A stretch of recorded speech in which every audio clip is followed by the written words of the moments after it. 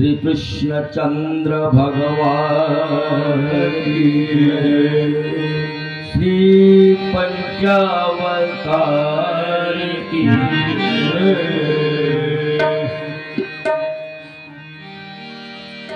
हो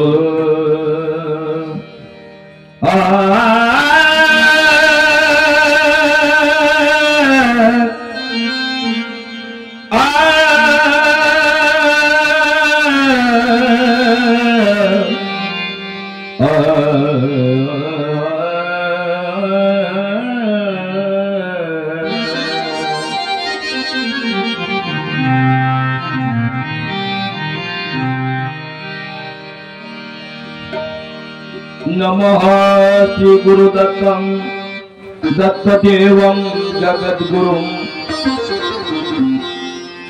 निष्कलं निर्गुणं वन्दे श्री दत्तात्रेयं नमोस्तुते।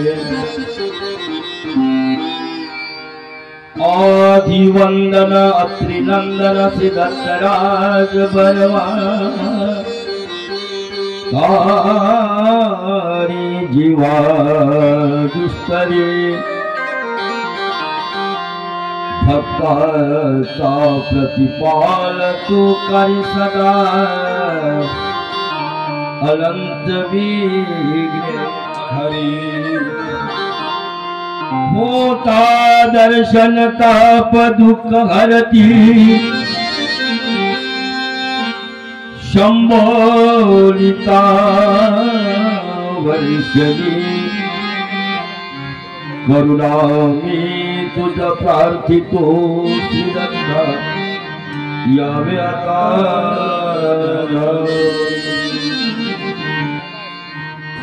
मुखं करोति वाचालं पंगुं लंघयते गिरिं यत्कृपातमहं वन्दे परमानन्दमाधवम्। वसुदेवं सुतं देवं कंसचारूरमर्दनम्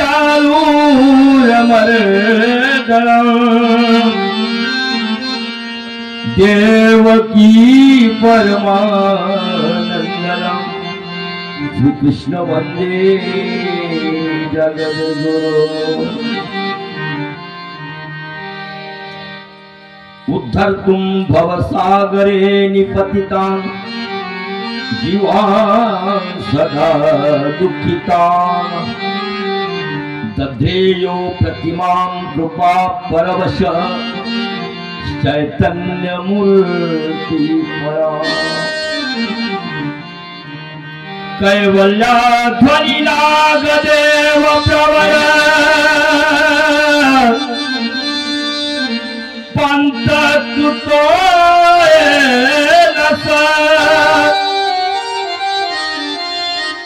देव चक्रधरो शरण्य शरणो नंतो निशंपतुमाम नंतो निशंपतुमाम। वसुदेवं सुतं देवं कंसचारूरमर्दनं देवकी परमानन्दं श्रीकृष्ण वन्दे जगद्गुरु। विज्ञान शक्ति अवतरले बहुत दैत्य निर्दारिले विश्वरूप प्रकटुने अर्जुन देवा बोधिले दया नमन श्री कृष्ण चक्रवर्ती प्रभुराया। हे गोविंद हे गोपाल हे दया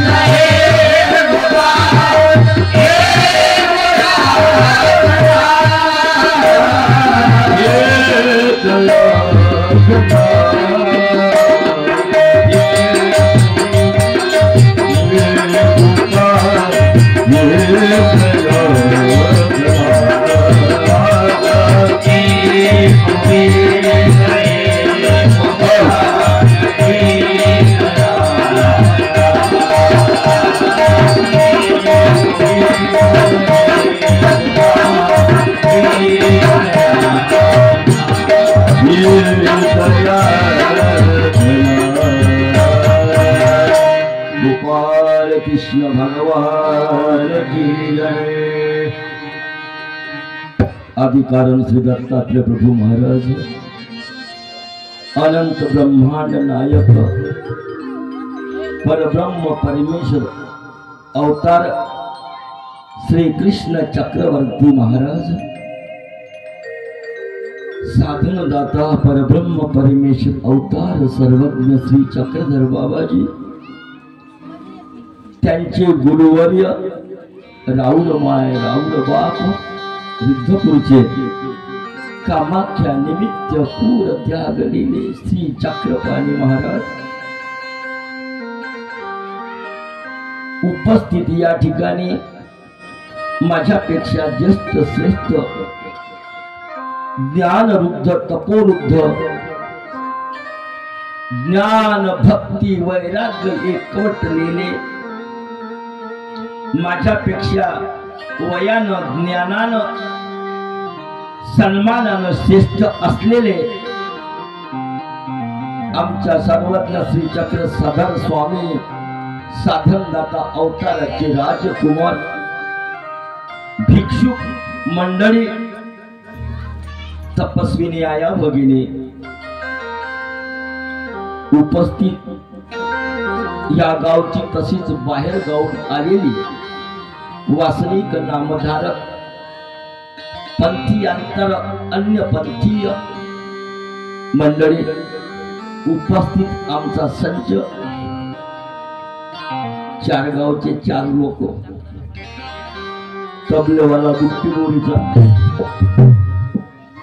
हे गायक दोन आहेत ते खेडीचे कन्हान खेडी आणि हे माझ्या गावाच्या पलीकडे 10 किलोमीटर पुन्हा पलीकडे असतात आदरणीय संतोष भाऊ उगल मुगले ऑर्गनवर आहेत आमचे नेहमीचे संबंध असलेले श्री दत्ताभाऊ दत्तोपंतजी भोयर पाटील गायक सुंदर अशा प्रकारचं योग आला म्हणजे तुम्हाला ते खंजरी पण वाजवून दाखवतील त्यासाठी प्रमाण द्यायसाठी तशा प्रकारचा अभंग यायला हवं भजन यायला हवं आणि बंधुजन वास्तविक पाहता बाबा मंडळी समोर बसायचं माझी काही पात्रता नाहीये परंतु परमपूज्य आदरणीय श्रद्धेय पूज्य श्री गोविंद बाबाजी येळंकर आदरणीय श्री मधुकर भाऊ डाकोरे आदरणीय निखिल भाऊ वैद्य सर्व वैद्य परिवार गिरटकर परिवार भुरे परिवार सर्व परिवारांचं मी या ठिकाणी हार्दिक अभिनंदन करतो एवढा खूप मोठा हा तुम्ही या ठिकाणी कार्यक्रमाचं आयोजन केलेलं आहे दाही दिशा उजळल्या पावन झाले धरा दाही दिशा उजळल्या पावन झाले धरा दाही दिशा उजळल्या पावन झाले धरा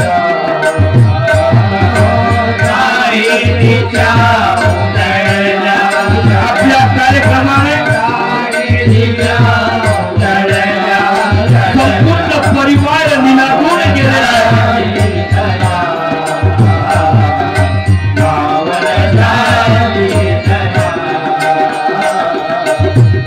जय चक्रधरा जय चक्रधरा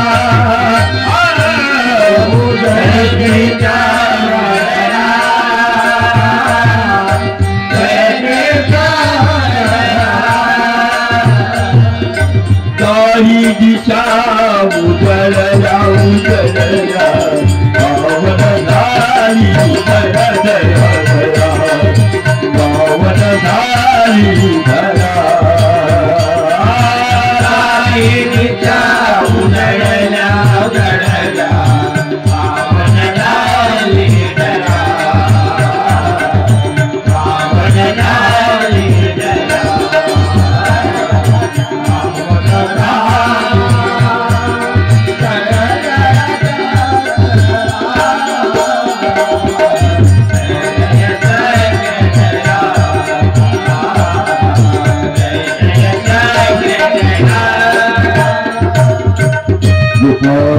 कृष्ण भगवान की जय। सर्वांनी उपस्थित सर्व सद्भक्तांनी गोड भजन करून आपण आपल्या कार्यक्रमाकडे वळूया। भजन सर्वज्ञ श्री चक्रधर स्वामी बाबांचे गुरु राहुल माय राहुल बाब त्यांचा आपल्याला गजर करायचं आहे। जय जय राहुल माय बाप, जय जय। सर्वांनी टाळ्या वाजवून गोड भजन करावं। जय जय राहुल माय बाप, जय जय राहुल माय बाप, जय जय राहुल माय बाप, जय जय राहुल माय बाप।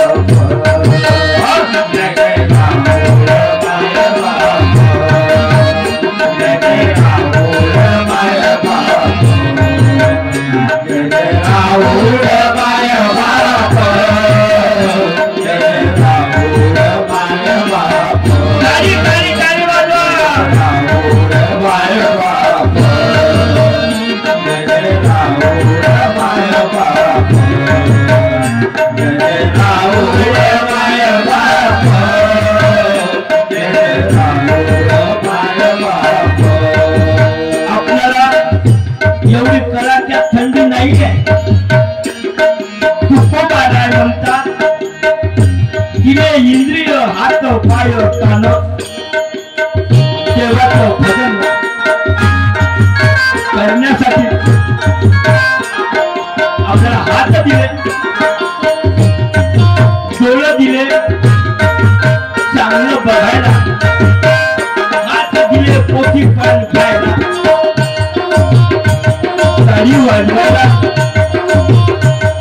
आणि म्हणून आपल्याला खरोखर देव भेटायचा या उद्देशाने तुम्ही आला होता। तुम्हाला जर खरोखर परमेश्वर पाहिजे असेल तर टाळी वाजवा, आणि ज्याने हात असेल ते वाजवा, त्याने हात नसेल मग नका वाजवा। साधू मंडळी सोडून बघा।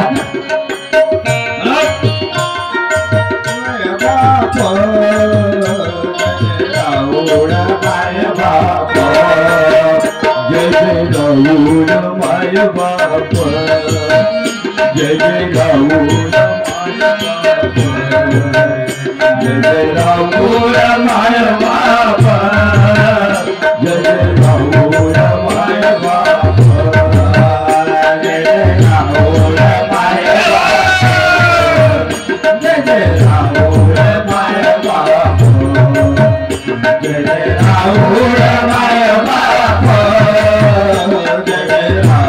माय बाप, जय जय राहुल माय बाप, जय जय राहुल माय बाप, जय जय राहुल माय बाप, जय जय राहुल माय बाप, जय जय राहुल माय बाप, जय जय राहुल माय बाप, जय जय राहुल माय बाप, जय जय राहुल बोला बोला बोला, जय जय राहुल माय बाप, जय जय राहुल माय बाप,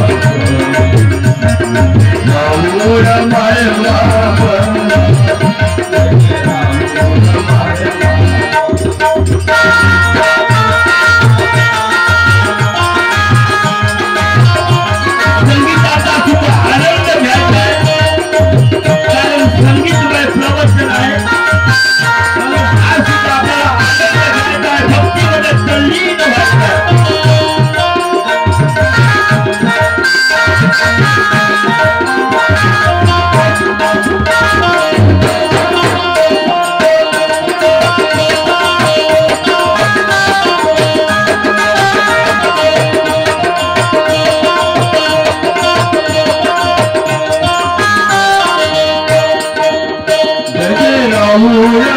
बाप जय जय राहुल माय बाप जय जय राहुल माय बाप जय जय राहुल माय बाप जय जय राहुल माय बाप जय जय राहुल माय बाप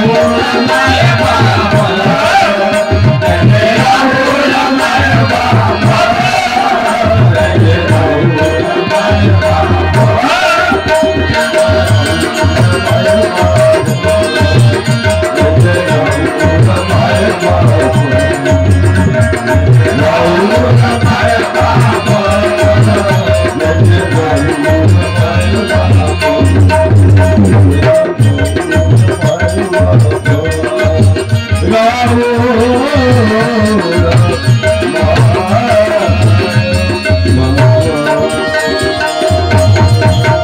गोविंद प्रभु महाराज जय। बंधुजनो, सकाळच्या सत्रामध्ये आपण बघितलं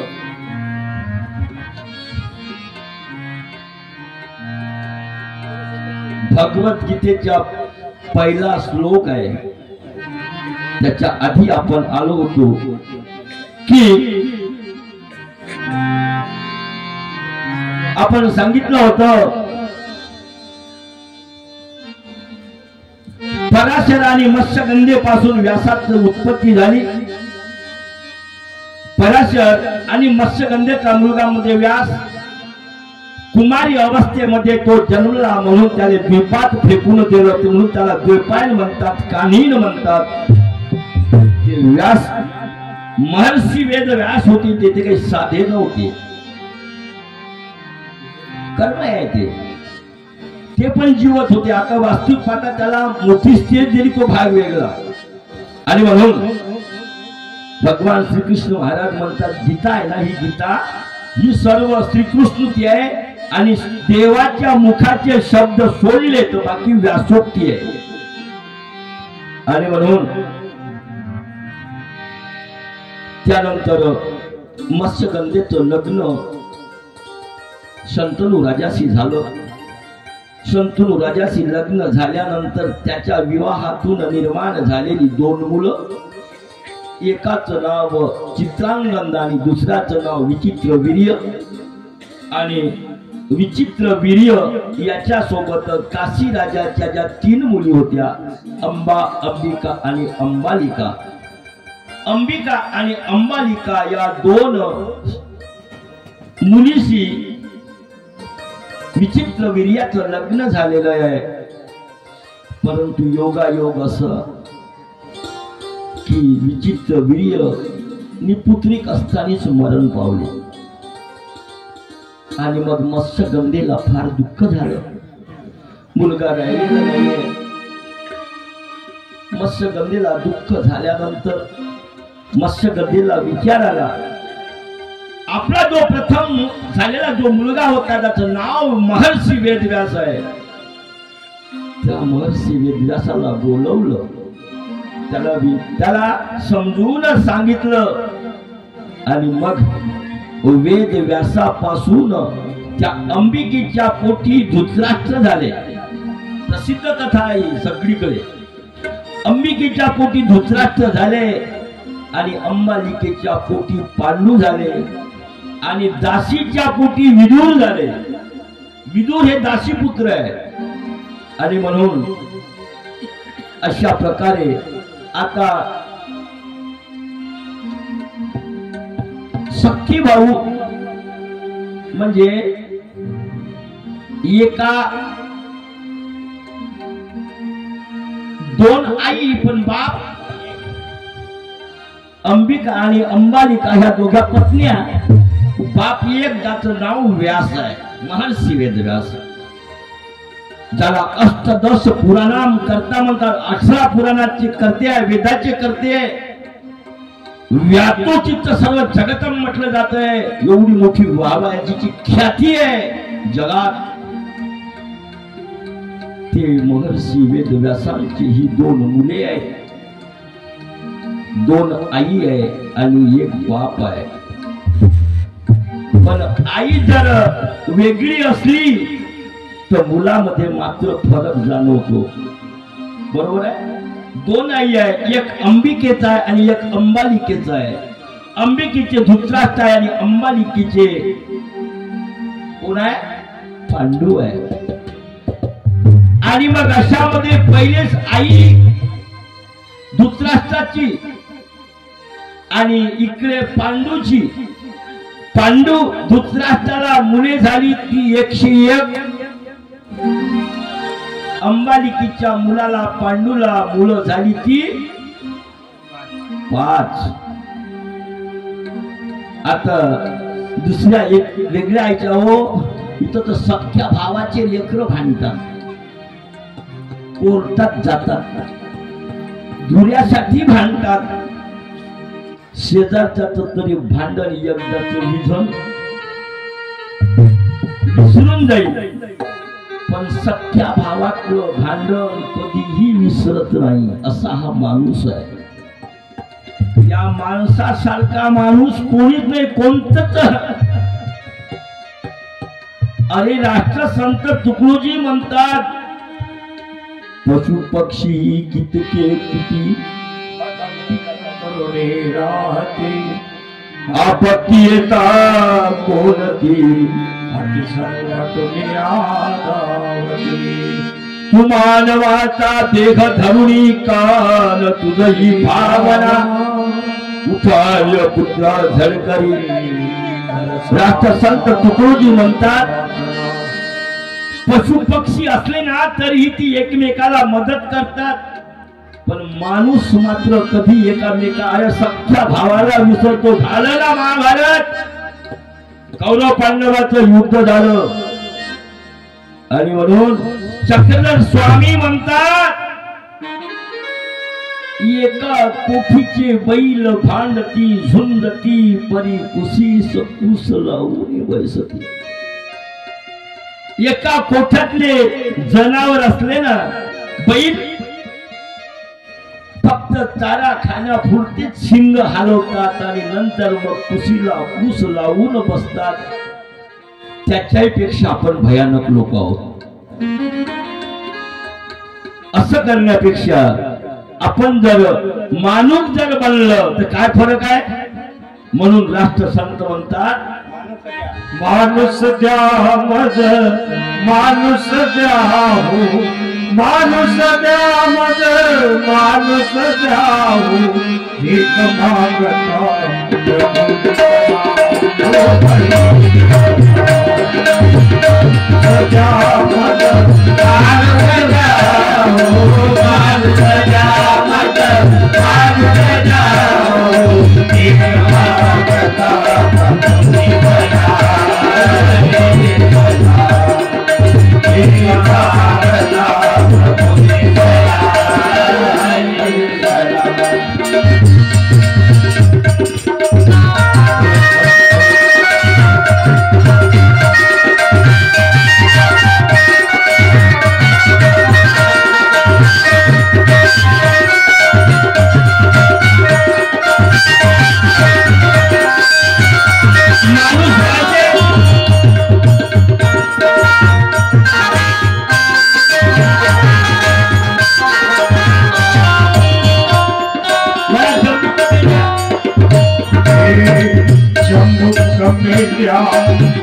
करे सुकरे बहुत मिले कहीं लाल करो,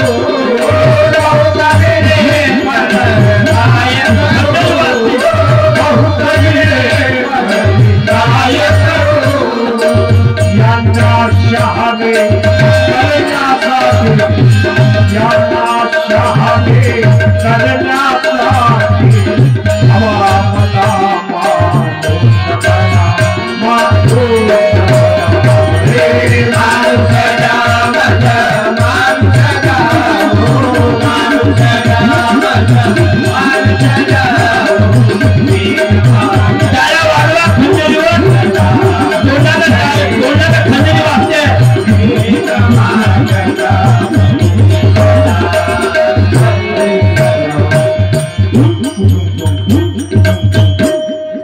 आणि म्हणून त्यांचं वाद्य तोंडात खंजिरी वाजवतात, वेळ द्यावं लागते. आणि भीक मागता माणूस मागताय आणि ज्याला ज्ञान आहे तो मनुष्य आहे, ज्याला ज्ञान नाही तो पशु आहे. सर्वज्ञ श्री चक्रधर स्वामी म्हणतात.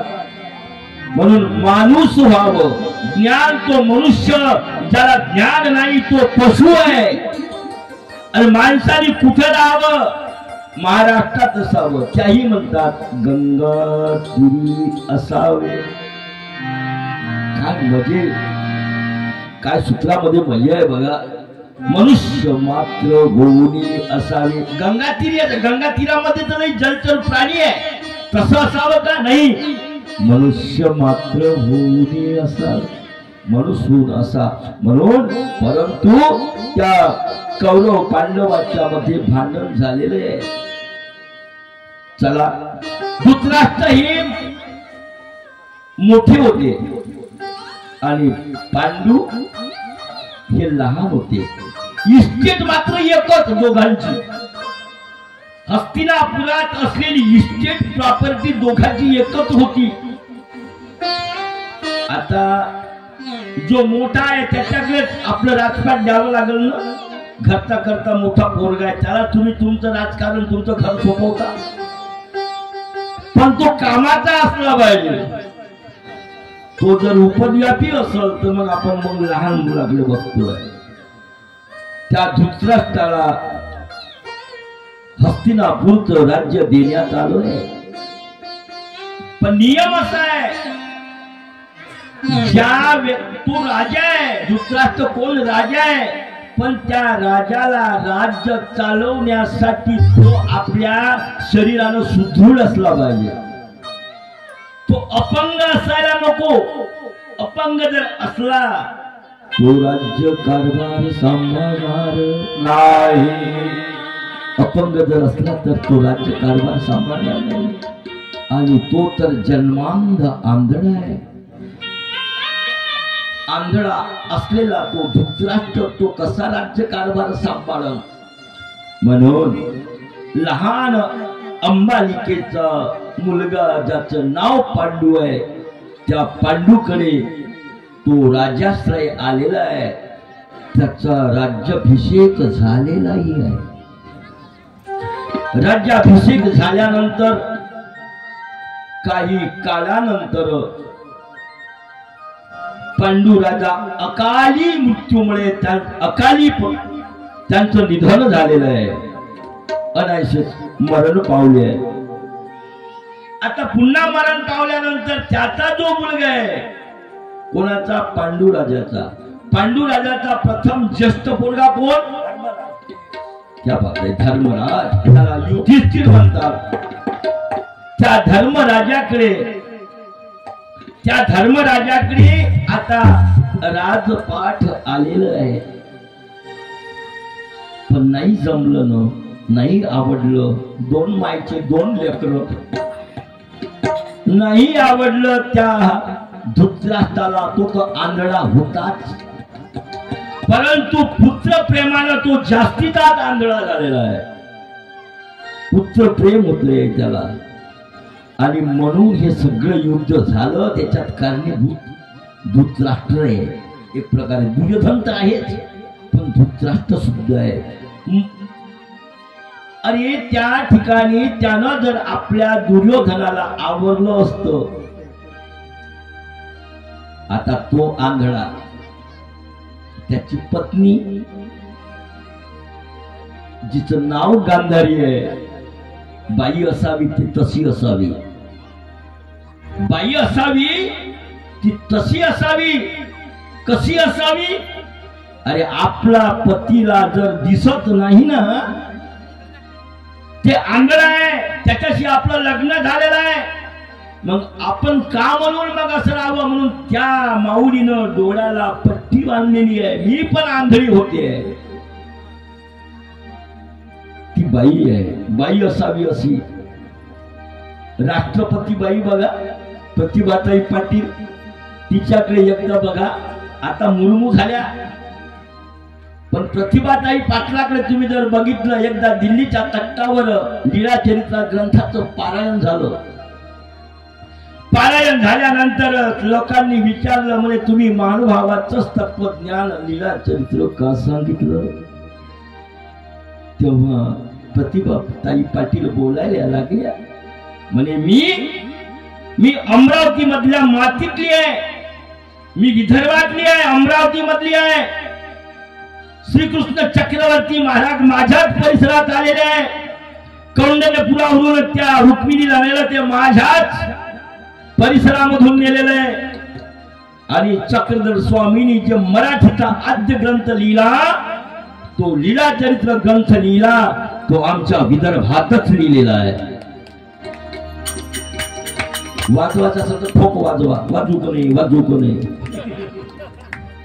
तो वाजवते का मी वाजवतो. आणि म्हणून आमच्या विदर्भात झालेली ती बाई ते म्हणते, आमच्या विदर्भात झालेला लीला चरित्र ग्रंथ आहे वाजेश्वरीला रिद्धपूर क्षेत्रामध्ये झालेला आहे. आणि म्हणून मला त्याचा अभिमान आहे. म्हणून प्रतिभा ताई पाटलांनी त्या दिल्लीला लीला चरित्रातलं काही प्रसंगाचं असं पारायण ठेवलंय. लोकांनी विचारलं असं का, तर तिने याचं अशा प्रकारे उत्तर दिलं. मराठीचे आद्य करते देते असाल ते सर्वज्ञ श्री चक्रधर स्वामी आहेत, महाराष्ट्रात आलेले आहे. आणि मराठी भाषा त्यावेळी संस्कृत चालत होतं, पण मराठी भाषा ही देववाणी केलेली आहे. मराठी भाषेला देववाणीचं स्वरूप दिलेलं आहे, अशी ती मराठी भाषा आहे. म्हणून मी लीला चरित्र त्या ग्रंथाचं पारायण केलं. बाई असावी तर अशी असावी, बाई असावी तर कशी असावी. आपल्या घरी जर यजमान आले असेल, साधू संत आले असेल, तर त्याचा सत्कार नक्की केला पाहिजे. आपल्या घरचा आपला पती जरी बाहेर गेला असेल, तो डोक्यावर सूर्य येईपर्यंत शेतात जाऊन जर नागर हाकलं, तर आता ट्रॅक्टर निघाले, पहिले जात होते ना, दिवस निघायच्या आधीच. आल्यानंतर त्याचं काय करा, आगत स्वागत, थंडीचे दिवस आहे, थोडस कोरमट पाणी करून देणं आहे. उन्हाळ्याचे दिवस आहे, थंडगार पाणी करून देणं आहे. अशी बाई असावी. काही बायाचे स्वभाव आहे, काही बाया तो माणूस शेतातून आला, हौदावर बैल पाणी पाजत असते, बाई घरातूनच विचारते किती अक्कर झालं.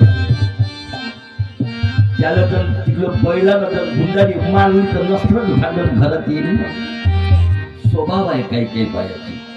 म्हणून जी बाई अशी असावी, बाई तिलाच म्हणावं, जी बाई आल्या गेल्याचा करते आदर, जी बाई आल्या गेल्याचा करते आदर, सासू सासऱ्याची करते कदर, जिच्या डोक्यावर नेहमी असते पदर, तिला म्हणावं इंडियन मदर, तिला म्हणावं इंडियन मदर. आणि म्हणून ती बाई आहे. आणि खरोखरच आपण आपल्या याच्यामध्ये असलं पाहावं. ही मराठी बाणा आहे, पण आता अलीकडे तंग कपडे टाकणं सुरू झाले, मग भानगडी निर्माण होतात. बदलापूरला 3-4 वर्षाच्या 5 वर्षाच्या लेकरावर अघटित प्रसंग घडले जाते. याचं कारण आपणच आहोत. त्याची माय आहे, त्याचे वडील आहे. अरे आपला लेकरू कुठं जाते, आपली मुलगी कुठं जाते, घरी कधी परत येतं, याचं तुम्ही चिंतन करत नाही. रविवाऱ्या दिवशी तर ती जात असेल बाहेर मुलींसोबत मैत्रिणीसोबत फिरायला, तुम्हाला त्याची काळजी घ्यायला नको, हे घ्यायलाच पाहिजे. आणि म्हणून आपल्याला हे सर्व संस्कार त्या जीवावर साधावे लागणार आहे. असो जाऊ द्या तिकडे. आपण आलोय त्या हस्तिनापुरामध्ये. कौरवाचं आणि पांडवाचं जमत नव्हतं. अंतकरणातूनच तो पांडव लोक त्याला एखाद्या वेगळ्या प्रकारे, म्हणजे त्यांचा त्याला काय शब्द आहे, काट करत होते. त्यांच्या एक प्रकारे मनातून त्याला अपमानित करण्याच्या पद्धतीत होते. आणि मग आता धर्मराजाला जर राजपाट भेटलं, कारण तो म्हणे मोठा आहे. अरे पण कौरवाच्या इकडल्या लोकांना पुन्हा एक उपद्रव उभी गेली. कौरवाले त्याचे हितचिंतक होते, ते काय म्हणे, अरे धर्मराजा म्हणजे युधिष्ठिर तर मोठा आहे, पण दुर्योधन त्याहीपेक्षा मोठा आहे. म्हणजे कसं काय म्हणे, आईच्या गर्भात 2 वर्ष आधीच होता. हो, आईच्या गर्भातच 2 वर्ष होता म्हणजे दुर्योधन, त्याच्यामुळे दुर्योधन मोठा आहे. काढली भानगड, भानगड काढली, भानगड झाली, पेटलं. आणि मग आता ते शांत कसं करावं म्हणून मग लोकांनी बैठक घेतली. त्या ठिकाणी भीष्माचार्य पितामह होते आणि ठरवलं, बाबा हो, तुम्ही काय भानगड करू नका, तुम्ही काय वाद करू नका, एक काम करा, अर्ध राज्य तुम्ही घ्या, अर्ध राज्य यांना द्या. सामंजस्य वाटणी झाली, अर्ध राज्य यांना दिलं, अर्ध राज्य त्या पांडवाला देण्यात आलं. एकदाचा प्रसंग सुटला. पण पांडव हे मेहनती होते, शूरवीर होते, कसल्या प्रकारचं व्यसन त्यांना नव्हतं. इकडे शकुनी मामा होते, त्याच्यामुळे हे व्यसनात चूर झालेले होते. आणि पांडव यांनी आपलं ऐश्वर्य भरभराटीला नेलं, आपल्या पराक्रमाने आपलं राज्य आणखी वाढवलं, आपलं राज्य आणखी वाढवलं. आणि मग हे मात्र कौरवाला सहन होत नव्हतं. दुर्योधनाला आधीच खपलं नाही. आणि म्हणून मग त्यांनी काय केलं, आता काय करावं, कपट नीती चालू केली, कपट नीती चालू केली. आणि त्या दुर्योधन जो आहे, त्या दुर्योधनानं त्या शकुनी मामाला जवळ केलेला आहे, शकुनी मामाला जवळ केलंय. आणि शकुनी मामाला जवळ केल्यानंतर युद्ध खेळण्याचा अवसर, त्याला काय म्हणतात, चौसर, चौसर खेळ त्यांनी सुरू केला. कथा तुम्हाला माहित आहे. चौसर खेळण्याचा असे तरी आपल्याला आटोक्यात येतील, याचं राज्य हिसकावून घेऊ, कारण पुत्र प्रेम होतं. आणि दुर्योधन हा दुर्बुद्धी होता, दुर्योधन दुर्बुद्धी होता. एक तर त्याचे आई बाप आंधळे, त्याचे आई वडील आंधळे, लेकरावर काय संस्कार टाकतील ते. त्याचे आजोबा जे भीष्माचार्य होते, ते फक्त राज्य सांभाळण्यासाठी होते. वास्तविक पाहता त्यांच्या सुद्धा अंगा खांद्यावर ते खेळले, कौरव पांडव. पण करणार काय, संस्कार मिळेल नाही. सकाळीच मस्त सुंदर प्रकारचं प्रवचन केलं आमच्या येळंकर बाबांनी. त्यांनी सांगितलं संस्कार पाहिजे. तुम्हाला संस्कार नाही पाहिजे का? तुमच्या लेकराला संस्कार पाहिजे नाही, मग तुमचे लेकर घरी काय करतात? तुम्ही असे लेकर आणता तर ते बोंबललं पाहिजे. लहानसच लेकरू आहे, ते बोंबललं म्हणजे ती ऐकत तर नाही, त्याला काय ते ऐकायला म्हणत नाही, पण तुम्हाला ऐकू देत नाही, शेजारनी नाही ऐकू देत, ते मग बाहेर घेऊन जाते. अरे मुलं बसवा, 9-10 वर्षाचे, तुमचं म्हातारपण चांगलं जाईल. अरे तैयार हो जाओ, अरे तैयार हो जाओ, जमाने का पुकारा है, जमाने का पुकारा है, अरे तैयार हो जाओ, अरे तैयार हो जाओ, जमाने का पुकारा है, जमाने का पुकारा है,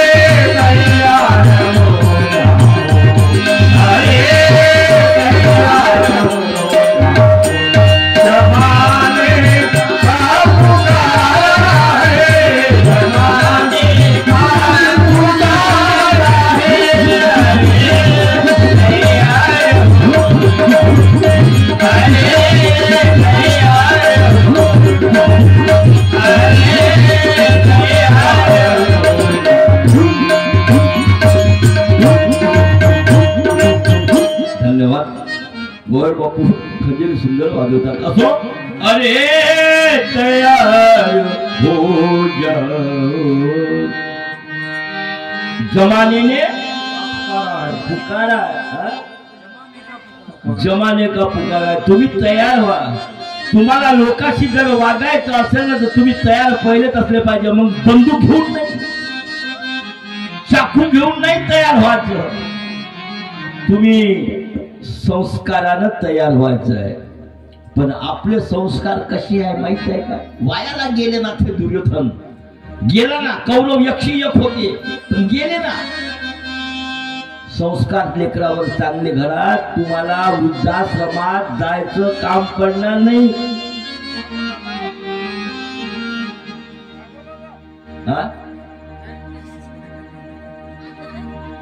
काही असेल तर मला चिठ्ठी देऊन दे. आणि म्हणून संस्काराचं काम महत्वाचं आहे. मगाशी सकाळी सांगितलं आपण आपले संस्कार कसे लेकरावर घडवतो. कारण मी जर तुम्हाला नीर ब्रह्मविद्या सांगत राहिलो ना शास्त्र,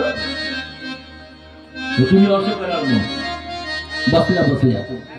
आणि आपलं संगीतमय प्रवचन आहे, यायला पाहिजे ना. हे म्हणून काय संगीत प्रवचन ठेवलं, एक भजन नाही म्हणू दिलं.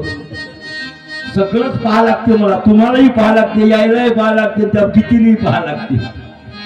आणि म्हणून संस्कार कसे लेकरावर घडावे. 2 मिनिटात तुम्हाला तिकडे नेतो थोडं बाजूला. ही आपली जन्मभूमी होते. काकल्यात जर वर जर गाडी वापरायची असेल तर त्याला थोडी पेट्रोलची सुमणी द्या लागते. आणि मग मात्र ते चालवा. पण सुमणी होय कशी, त्या लेकराला तयार करायचा संस्कार. आपण लेकरावर संस्कार कसे टाकतो 2 मिनिटात सांगतो बघा.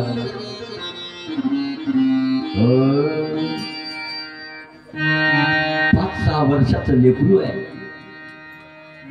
आताचे लेकरं म्हणजे साधे लेकरं नाही राहिले. मला मोबाईल मधलं काही समजत नाही. त्या लेकराजवळ द्या, त्या लेकराजवळ जर मोबाईल दिला तर ते म्हणते आजी इथून याच्यात जा लागते, तिथून याच्यात जा लागते. त्याच्यात गेल्यानंतर व्यवस्थित येतो बाहेर. लेकर शार्प डोक्याचे निघाले, अनुकरण करतात. पण इले होता त्या बाईले होता फुगा, कॉलर टाईट करायचा. लेकरावर संस्कार टाकले. आणि लेकरावर संस्कार कसे टाकले म्हणे बाबू, त्या बाईले होता फुगा. म्हणे बाबू आपल्या घरी पाहुणे येणार आहे, आपल्या घरी पाहुणे येणार आहे, आपल्या घरी पाहुणे येणार आहे. म्हणे पाहुणे जेव्हा येतील आपल्याला त्याला पाय धुवाले पाठ द्यावं लागणार आहे. मग मी तुला तिने शिकून गेलो त्या लेकराने त्या बाईनं. मी तुला म्हटलं बाबू पाठ आंध्री तर तुझ्या मनाचं म्हणे असं, म्हणे कसं मा तू म्हणशील तसंच म्हणतो. असं म्हणायचं म्हणे आई कुठला पाठ आणू, नागपूरचा आणू, कोल्हापूरचा आणू की सोलापूरचा आणू. शिकून दिलं त्या लेकराने. असं म्हणायचं म्हणे तू. ठीक आहे मा म्हणे म्हणतो. बाबू त्या नागपूरचा पाठ चांगला आहे रे, छत्रायच्या खेड्यातला ते असते खेड्यातला. नागपूरचा पाठ आणले, नागपूरचा पाठ आणला.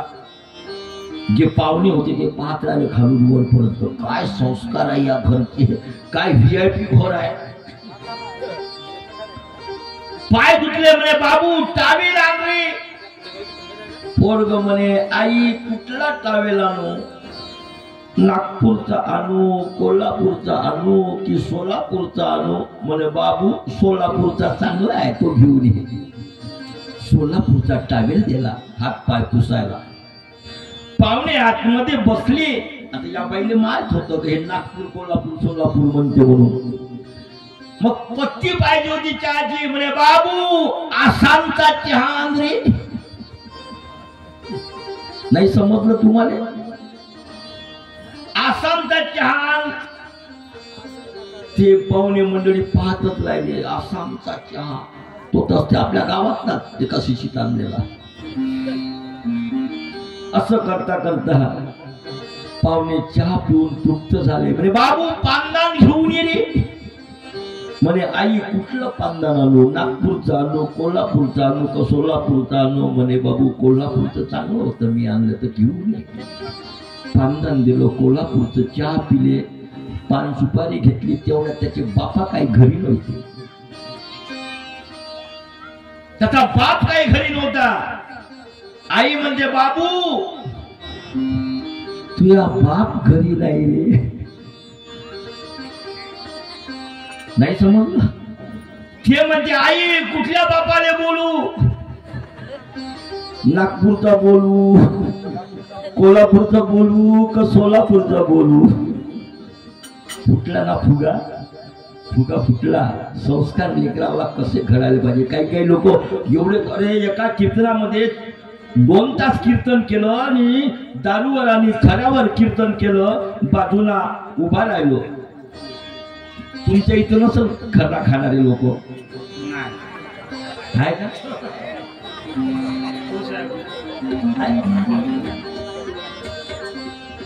आहे म्हणते बा देऊन टाका माझ्याकडे. मी माझ्या यवतमाळ जिल्ह्यात घेऊन जातो. खरा एक कीर्तन झालं अर्धा घंटा त्या दारूवर त्या खऱ्यावर कीर्तन केलं. बाजूला उभा राहिलो. आलं एक पोरग माझ्यासमोर बसला खर्रा खासत. मी म्हणलं बाबू अरे तू खर्रा खात राजा. याच्यावर मी अर्धा घंटा कीर्तन केलं. माझ्यासमोर तरी नको खाऊ रे. बाजी आम्ही काय फेत नाही म्हणे कोणाला. माय नाव आहे म्हणे वाघ. मी वाघाचं पोरग होय म्हणे. माझा बाप तो कोणाला भेटत नाही पण मी बी भेटत नाही म्हणे. मी कोणाचं पोरग होय. वाघाचं पोरग होय. मी कोणाला भेट नाही म्हणे. माझा बापही भेट नाही म्हणे. खरा घुट्ट घुट्ट. मी म्हणलं ठीक आहे रे बाबा तू काय करतो तर कर पण माझ्या समोर खरा नको खाऊ रे. व्यसन आहे यानं कॅन्सर होते रे. म्हणलं खाऊ नको. नाही बाबा आपण भेटच नाही. माझ्या बापाला तर भेट नाही म्हणे. मी माझ्या बापाला भेट नाही म्हणे. तर इतराला काय भीड मध्ये राहिलो बा गुपचाप नाचतो म्हणलं फालतू म्हणलं याले. बोले वाईट वाटलं. आला केवढा त्याचा बाप. त्याचा बापाला पोरानं खर्रा होता तो राहिला. या पोरानं त्याचा बाप पाहिला आणि त्या पोरानं तो खर्रा म्हणून खिशात टाकला. म्हणलं बाबू का रे तू तर म्हणलं मी वडिलाला भेट नाही. मी माझ्या बापाला भेट नाही. आता कसा भिला रे म्हणलं तू. आता खर्रा तू कसा खिशात टाकला म्हणे. म्हटलं तू तुझ्या बापाला भिला नाही काय. बोल म्हणे मी कशाला माझ्या बापाला भिडू म्हणे मी. मग का तू खिशात कसा टाकला. त्याचं कारण आहे म्हणे महाराज. त्याचं कारण असं आहे म्हणे माझ्या बापाले माझ्या हातातला खर्रा दिसला ना म्हणे तर त्याच्यातला तो अर्धा मानते म्हणे.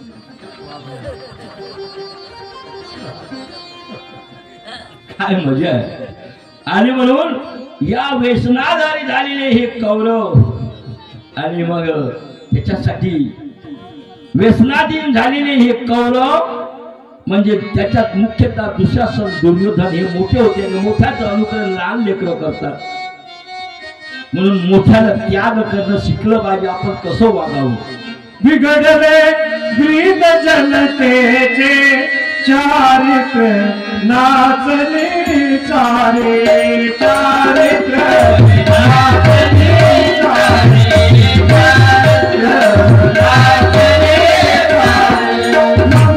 राष्ट्र धर्माचा मंत्र घ्या. राष्ट्र धर्माचा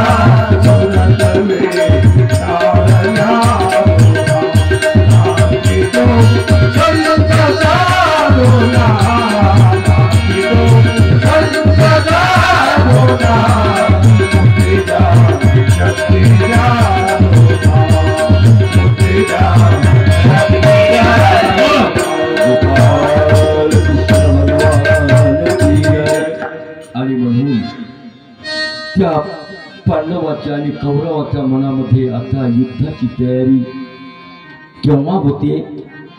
ही पातक होते. शकुनी मामानी आणि त्या दुर्योधनानी त्याच्यामध्ये कर्ण त्याला काय माहित आहे हे माझे भाऊ आहेत म्हणून. आणि युद्धाचा चौरस खेळ सुरू. अनाशेक योगाला धर्मराजाला कोणातरी कारणानं बोलवलं आणि सभा भरली. सभेमध्ये भीम आहे, अर्जुन आहे, नकुल आहे, सहदेव आहे, धर्मराजा आहे. आणि त्याला बरोबर शब्दामध्ये त्या शकुनी मामानी आणि त्या दुर्योधनाने घेरलं. आपण बसू खेळूया. गमतीचा खेळ तो आता पैशात झाला, प्रॉपर्टी मध्ये झाला. गमतीचा खेळ पैशात झाला, प्रॉपर्टीत झाला. आणि बघता बघता तुम्हा सर्वांना माहिती आहे, मी जास्त वेळ तिथं घालत नाही. तो बघता बघता संपूर्ण प्रॉपर्टी त्याची तो हरल्या गेला. आता म्हणे आमच्याजवळ काहीच नाही राहिलं, काहीच राहिलं नाही. त्याला अभिलाषा दिली, त्याला आशा दिली. आता पुन्हा मी चौसर फेकतो. हा डाव जर तुझ्याकडून पडला ना तर बाकी सर्व माफ. हा डाव तुझ्याकडून पडला ना तर तुझं जे राजपाट मला आलेला आहे ते आम्ही तुम्हाला वापस करू. अशा होती. पण आपल्या बाजूने डाव. पण शकुनी मामाचा खेळ होता. त्याचा खेळ दोन्ही बाजूने कोणती कसाही डाव टाकला तो त्याच्याकडूनच पडायचं. एक मत असं आहे की भीमानं जेव्हा गर्जना केली, दुसरं मत आहे की ते चौसर ते वेगळं पडायचे. आणि मग शकुनी मामा म्हणायचं त्याला बोंबलू नको देऊ, त्याला गर्जना नको करू देऊ, त्याला शांत बसवलं, असं दुसरं मत आहे. एक मत असं आहे की ते कसाही फासा टाकला तरी मात्र ते शकुनी मामाच्या बाजूनं कौरवाच्या बाजूनं पडत होता. झालं अखेर त्यांनी, आता कोण राहिलं, तुम्ही स्वतः आहेत ना, आपल्या भावाला डावावर टाकलं. आपल्या नकुल सहदेव अर्जुन यांना डावावर मानलं, तेही डाव हरले. आता कोण राहिला म्हणजे आता तुम्ही आहे. हा डाव जर तुमच्याकडून पडला तर जे तुम्ही हरले ते तुम्हाला भेटल. आणि मग त्यांची आशेच्या पोटी पुन्हा चौसर फेकण्यात आला. पण डाव पडला उलटा. अखेर धर्मराजा गेला. आता राहिलं काय राहिली? द्रौपदी राहिली. हे कुठं म्हणायचंय? अरे संस्कार त्या जीवावर कसे होते दुर्योधनावर. अरे ती त्याची वहिनी होती, आपल्या भावाची पत्नी. तिला सुद्धा तू डावावर मानायला लावतोस. हे काय वागणे? अरे सख्खी भाऊ आहे तुम्ही. एका वडिलाच्या पोटचे, एका दोन आईचे जरी असले पण एका वडिलाचे तुम्ही लेकर आहे. तुमचं काय तुम्ही भांडण करता असल्या प्रकारे?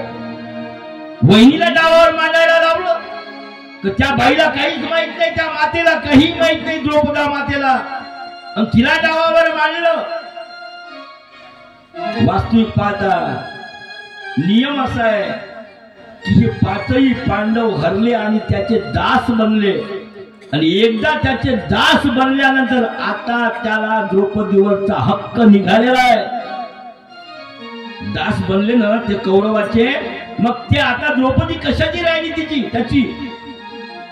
नियतीचा खेळ असा आहे. परंतु तरीही पुढचा डाव फेकला, ते जर तुमच्या बाजूनं पडला ना तर गेलेलं राजपाठ, तुमचं वैभव तुम्हाला सर्वांना आम्ही परत करू. झाला तोही डाव उलटा पडला. श्रीकृष्ण चक्रवर्ती महाराज की. तोही डाव उलटा पडला. आणि डाव उलटा पडल्यानंतर द्रौपदी मातेला त्या भर सभे आणा, आताच तिला दासी बनवून. काय नियतीचा आहे, काय कर्माचा खेळ आहे. असं का घडावं? काय कर्माचा खेळ आहे. आणि म्हणून त्या द्रौपदी मातेला तिचे केस धरून ओढत त्या भर सभेमध्ये आणलेलं आहे. द्रौपदीला काहीच माहित नाहीये. चला तुला दुर्योधनाने बोलवलेलं आहे, दुःशासन गेलेलं आहे, न येत असेल तर वेणी ओढत आणावं. केस त्या द्रौपदी मातेचे द्रौपदी मातेचे केस फुटलेले आहे, विखुरलेले आहे, ओढत आणलं, उभी केलं. एवढंच नाही तर तिला लग्न करायचा सुद्धा प्रयत्न केला. साधे लोक होते त्या सभेमध्ये, साधे लोक होते. अरे भीष्माचार्य, कृपाचार्य, द्रोणाचार्य, अश्वत्थामा वेगळे वेगळे लोक होते तिचे. अर्जुन असा धनुर्विद्येत असलेला महापराक्रमी वीर, आणि भीम जैसा त्याला 33 कोटी देवतेचं बळ ज्याच्यामध्ये होतं असा तो भीम होता. तरीही खाली माना घालून त्याला बसायचं काम पडलं आणि मग मात्र आता द्रौपदी माता धावते त्या महामहिच्या सभेमध्ये त्या भीष्माचार्याकडे जाते. पितामह मला वाचवाव, माझी झेंड काढली, ही माझे दीर आहेत, भासरे आहेत आणि तुम्ही तरी पिता मला या ठिकाणी या प्रसंगातून वाचवा. धृतराष्ट्राकडे गेलेली आहे ती बिचारी द्रौपदी माता. द्रौपदी माता धृतराष्ट्राकडे गेलेली आहे पण धृतराष्ट्र एक शब्दही बोलले नाही. करून अंतकरण हेलावून आलेलं आहे. जेव्हा त्या बाईला परपुरुषाने हात लावावा, केस धरून ओळख आणावे, ती गहिवरली द्रौपदा माता द्रोणाचार्याकडे गेली. द्रोणाचार्याला विनंती केली, तुमचे हे शिष्य आहेत, कौरव आणि पांडव दोन्ही तुमचे शिष्य आहे, याला तुम्ही आवर घाला, याला तुम्ही सांगा. त्यांनी सुद्धा काहीही बोलले नाही, कारण ते सुद्धा पगारदार होते. दिल्या पैशाचे ते लोक होते, फक्त भीष्माचार्यच असे होते त्यांना पगार नव्हता. मोठ्या करुण अंतकरणाने मै सभेमध्ये डरकाळी फोडली. सगळीकडे सर्वांना तिनं विनंती केली पण कोणीही धावून आलं नाही. आणि मग आपलंही असंच आहे माझे मायबापू, आपल्या अंगात ताकद असते, आपल्या याच्यातनी जेव्हा शक्ती असते तेव्हा मी असं करतो, मी तसं करतो, मी युद्ध करतो आणि परमेश्वराचं ऐकत नाही, देवाचं ऐकत नाही, संतांचं ऐकत नाही, संताला दूर लोटतो. आणि अशा वेळी मग जेव्हा त्याच्याजवळ कोणीही राहत नाही तेव्हा मात्र त्याला त्या परमेश्वराची आठवण येते.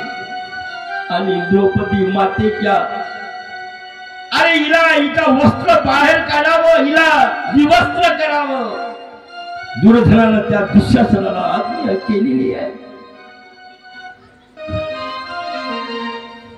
आज्ञा केल्यानंतर दुःशासनानं तिच्या त्या साडीमध्ये हात घातलेला आहे, मिरी ओढायला लागली आणि तेव्हा मात्र त्या द्रौपदीला त्या भगवान श्रीकृष्ण चक्रवर्ती महाराजाची आठवण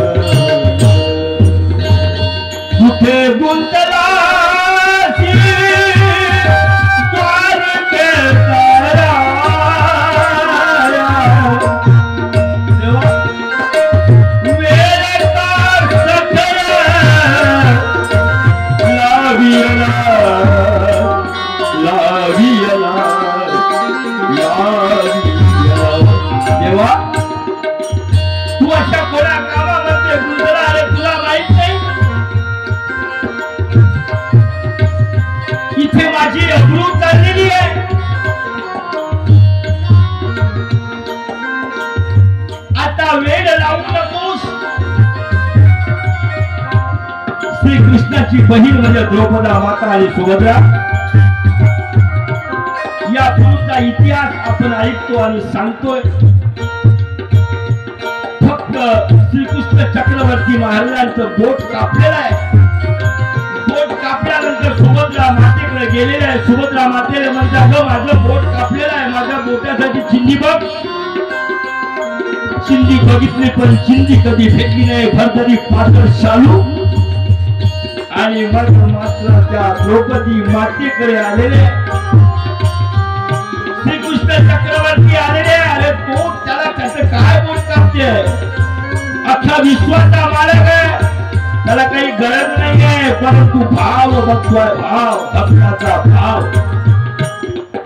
आणि मग श्रीकृष्ण चक्रवर्ती महाराज त्या द्रौपदीकडे गेलेले. अगं द्रौपदी अगं माझं बोट कापलं ग.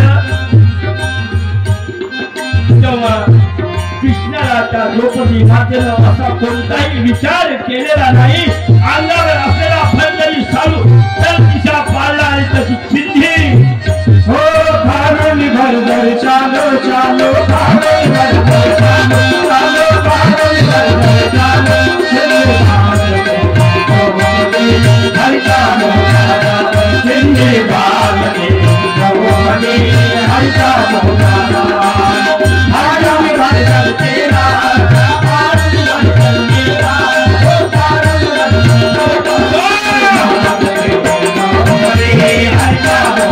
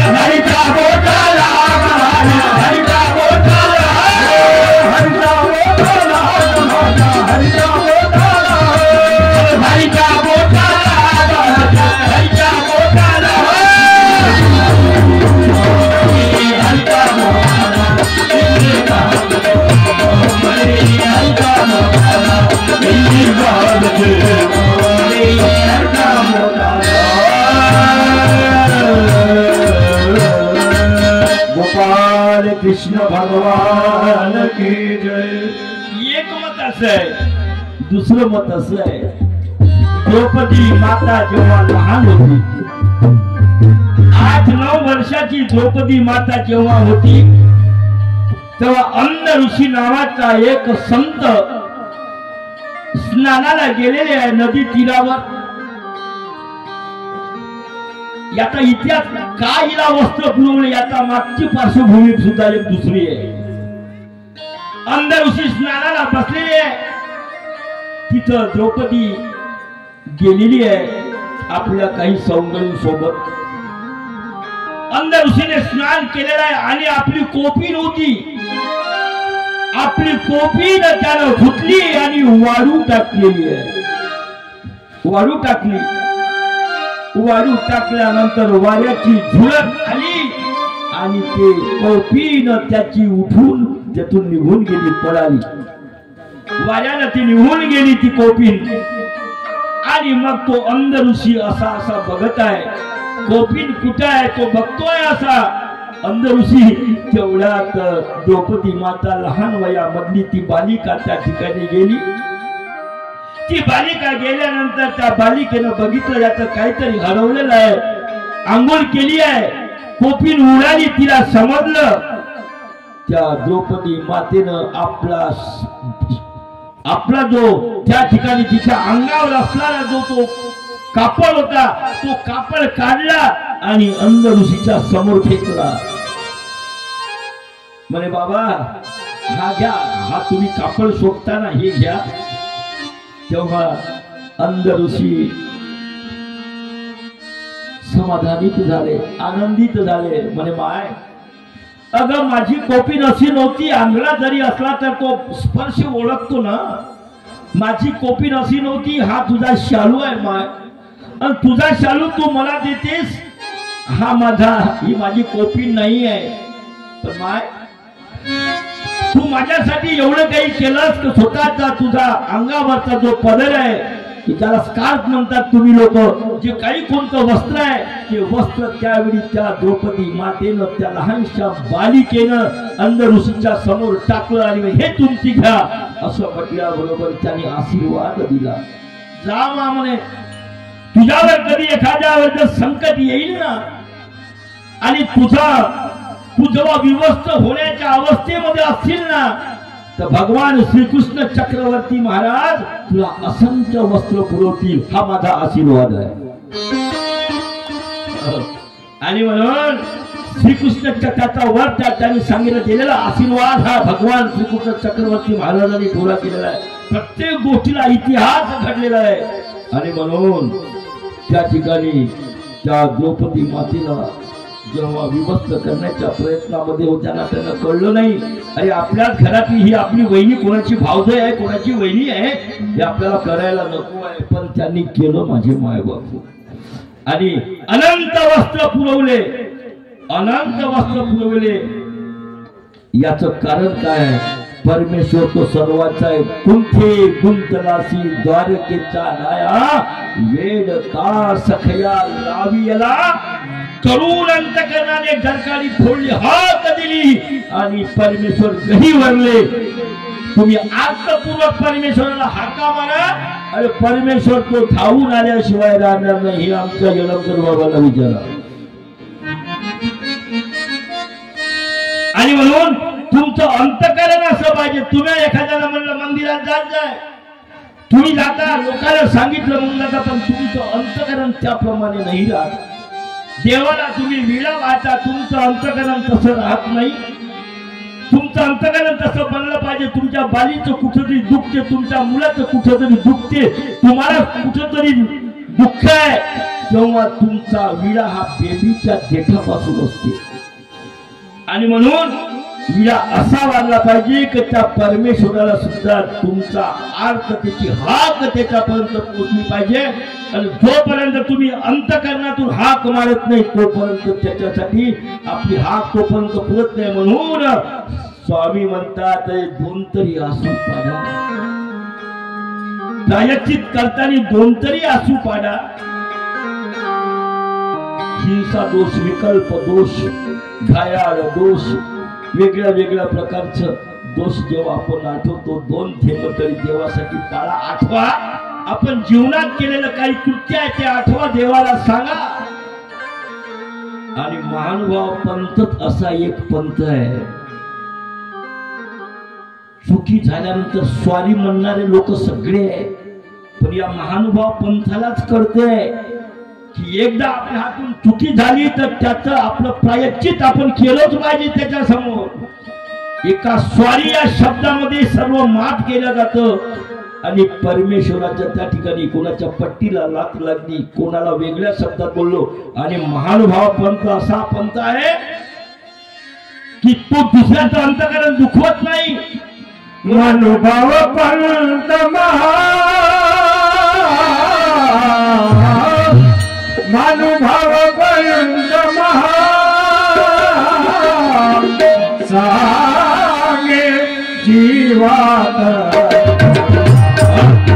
सांगे जीवात, सांगे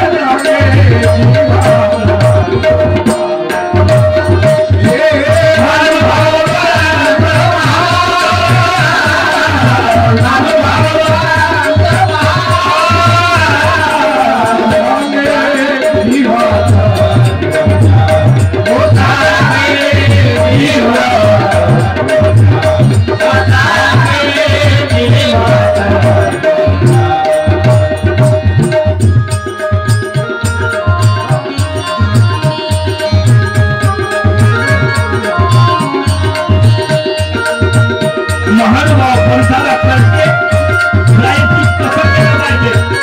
चुका करतात पण प्रायश्चित करत नाही, हे फक्त महानुभाव पंथ शिकवतो.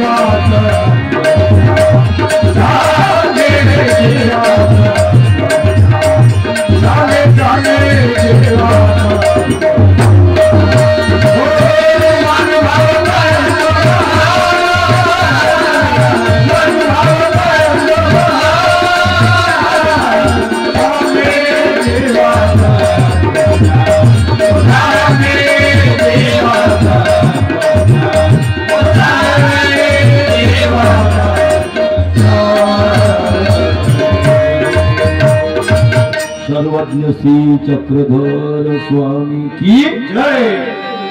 सांगे जीवा महानुभाव पंथ. आणि म्हणून या महानुभाव पंथामध्ये प्रायश्चित कसं करावं, आपली चुकी झाली तेव्हाच्या तेव्हाच क्षमा मागतोय आपण. कार्यक्रम झाल्यानंतर आपण प्रायश्चिताचा कार्यक्रम करतो. अवघ्या कार्यक्रमामध्ये काय आपल्याकडून वाईट कर्म घडले आपण लगेच माफी मागतो, लगेच माफ होते, तुम्ही मोकळे होता. हे फक्त महानुभाव पंथामध्ये शिकवते. आणि म्हणून तुम्हाला त्यामध्ये जर खरोखर प्रायश्चित बघायचं असेल तर तो अनुताप जैसा जोगरियाचा, ज्याला जोगरियाचा दृष्टांत माहित आहे ना, तो चुकच कधी करत नाहीये, मात्र समजून घ्या. तो आपल्या पद्धतशीरपणेच राहतो. जोगरियाचा दृष्टांत श्री चक्रपाणी अवतारामध्ये आलेली ती घटना आहे, ती लीळा आहे. आणि त्या जोगरियाला दृष्टांत आपण आता मी घेणार नाही, कधी नाही घेणार. जोगरियाचा दृष्टांत तो असा आहे, कारण आपण बोललो तो जोगरियाचा दृष्टांत म्हणजे त्यांनी आपल्या तोंडाला जे काही घडलं बोललं अतिरेकी होता तो. त्याचे जवळ 5-10 लोकांची टोळी होती आणि त्या ठिकाणी लोकांना मारण्यात आलं. आणि त्यांनी बघितलं, त्याचे लोक म्हणतात हे तुम्हीच करायला लावले. आणि म्हणून कांकरेनी ओली शिविली. कांकरेनी म्हणजे जे चांभाराकडे जे असतं ना, त्याचं आपलं तोंड शिवलं. 21 दिवस पर्यंत कुणाशी न बोलता चालता तो बारावतीला गेला. तिकडे सर्व घटना घडली, तिथं सर्व त्यांना समजून गेलं. मग अनुताप जैसा जोगरियाचा हा दृष्टांत ज्या माणसाला कळला, ज्या मानवाला कळला ना, तो चुकीच करत नाही. आणि म्हणून त्या ठिकाणी त्या द्रौपदी मातेची धिंड त्या ठिकाणी काढली गेली. आणि अशा प्रकारे तो प्रसंग त्या ठिकाणी आठवला की अंगाला काटे उभे होतात. आणि म्हणून माझी मायबापो, तो प्रसंग निस्तरलेला आहे.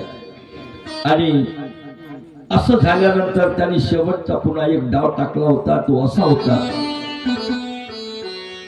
आता तुम्ही सर्व हरले ना, आता तुमच्याजवळ काहीही राहिलं नाहीये, परंतु शेवटचा एक डाव आहे, द्रौपदी तुम्हाला मिळेल, तुमचं राजपाट मिळेल, तुम्हीही मोकळे व्हाल आमच्या दासित्वातून. पण एक चौसर शिल्लक राहिलेला आहे. पहा किती त्यांची मजल गेली. ते आपले दास झाले एवढ्यानंच भागलं नाही त्यांचं. हा डाव जर तुम्हाला मिळाला तर तुमचं सर्व वापस होईल, पण नाही जर मिळाला तर तुम्हाला 12 वर्ष वनवास आणि 1 वर्ष अज्ञातवास तुम्हाला भोगावा लागेल. पण बरं का, 12 वर्ष वनवास आणि 1 वर्ष अज्ञातवास, आणि त्या अज्ञातवासात का तुम्ही लोकांना आढळले, आम्हाला आढळले, मग मात्र पुन्हा तुम्हाला 12 वर्ष वनवास आणि 1 वर्ष अज्ञातवास भोगावा लागेल. यात मंजूर डाव पडू शकतो तुमचाही. शकुनी मामाच ते कर्णही त्याच बाजूनं. दुर्योधन मधामध्ये असताना तो होले हो लावायचा. दुर्योधनाला हेच पाहिजे होतं, दुर्योधनाला हेच बघायचं होतं. आणि म्हणून दुर्योधन वास्तविक पाहता थकली आणि पुन्हा द्रौपदी एकदा हसली आणि त्यामुळं त्याला वाईट वाटलं होतं. म्हणून त्याला हे बरंच झालं बा, द्रौपदीचा आपण तिला अपमान केलं, ती गोष्ट वेगळी आहे. आणि म्हणून हा जर डाव तुमचा पडला तर तुम्हाला सर्व वापस मिळेल, अन्यथा तुम्हाला जावं लागेल. आणि गेले 12 वर्ष वनवास भोगला आणि 1 वर्ष अज्ञातवास, तोही कुठे? विराट नगरीमध्ये तोही वनवास त्यांनी घेतला. वेगळे वेगळे रूपांतर घेतलं, वेश पालटला. आणि ज्याला तुम्ही दसऱ्याच्या दिवशी जे झाडाचे तुम्ही पानं आणता, झाड ते सोन्याचं झाड नाही, भोशाचं झाड. सोन्याचं झाड त्याला सोनच म्हणतात त्या दिवशी. आणि ते सोनं आणतात, सोनं समजून आणि देवाला वाहतात. त्या झाडामध्ये शस्त्र ठेवल्या गेली आणि नुकतंच त्याच दिवशी त्यांचा हा अज्ञातवास संपलेला आहे. आणि ते सर्व घेऊन शस्त्र त्यातून त्या ठिकाणी काढले. किती परीक्षा बघावी आणि अशा प्रकारे परीक्षा बघितली. एवढं सर्व झाल्यानंतर मग आता तिकडून आल्यानंतर ठरलं होतं जर आम्ही परत आलो तर आमचं राज्य आम्हाला परत करावं, आमचं अर्ध राज्य आम्हाला द्यावं. मागणी केली, आमचं राज्य आम्हाला अर्ध परत द्या, आमचं राज्य आम्ही परत आलो, आम्ही कोणाला दिसलो नाही, आमचं अर्ध राज्य आम्हाला द्या. पण दिलं काय पांडवांनी? नाही दिलं. पांडव लय बदमाश, कौरव लय बदमाश, पांडवाला दिलंच नाही. गोपाल तुम्ही जागे आहे ना? मी थोडं पाहिलं, थोडं बारीक, मला जागी आहे का नाही आहे तुम्ही जागी. आणि म्हणून पांडवाला त्याचं राज्य दिलेलं नाही. एवढंच नाही तर मग मात्र श्रीकृष्ण चक्रवर्ती महाराज सुद्धा गेले. चक्रवर्ती महाराज म्हणतात त्या दुर्योधनाला, ओ त्याचं राजपाट आहे, त्यांचं अर्ध राज्य तुम्ही घेतलं, त्याने देऊन टाका. शिष्टाई करून गेले. शिष्टाई म्हणते ना, त्या ठिकाणी आपलं मागणं मांडणी गेली. परंतु त्या दुर्योधन असा माणूस, त्यानं श्रीकृष्ण भगवंताचंही सुद्धा ऐकलं नाही. आणि मग आता युद्ध होणार हे ठरलेलं आहे. युद्ध होणार.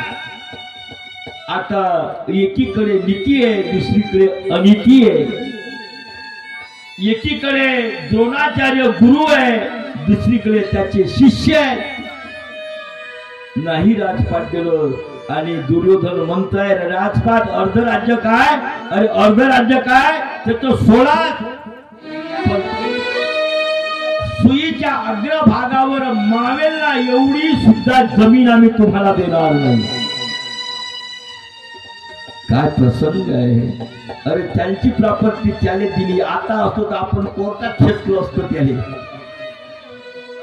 वारस आहो ना आम्ही, वारसाची जमीन आम्हाला द्या ना, नाही तर कोर्टात ती केस लावली असत. माणूस तिथं लई पटायत आहे. तुमच्या आंघोळीचं पाणी दुसऱ्याच्या घरात चाललं. तो म्हणते भाऊ याचा बंदोबस्त लावणं, हे माझ्या घरात पाणी घुसून राहिलं तुझ्या आंघोळीचं, हा काही ऐकत नाही म्हणे. हा म्हणते ऐकत नाही का? तर मग आता तिथं 500 रुपयात भागते, तिथं 5000 लावतो, तो तिला कोर्टात ओढल्याशिवाय राहत नाही. आता तर हा योग वेगळा त्यावेळेचा प्रसंग होता. आणि म्हणून सुईच्या अग्रभागावर मागील एवढी ही जमीन त्यांनी त्याला दिलेली नाहीये. आणि मग युद्धाला सुरुवात झालेली आहे. युद्ध होणार. आणि एवढ्यात मात्र मग दुर्योधनाने काय केलेलं आहे, आता युद्ध सुरू होणार. आणि युद्धामध्ये आपल्याला सैन्य लागते. आपल्याजवळ सैन्य किती आहे?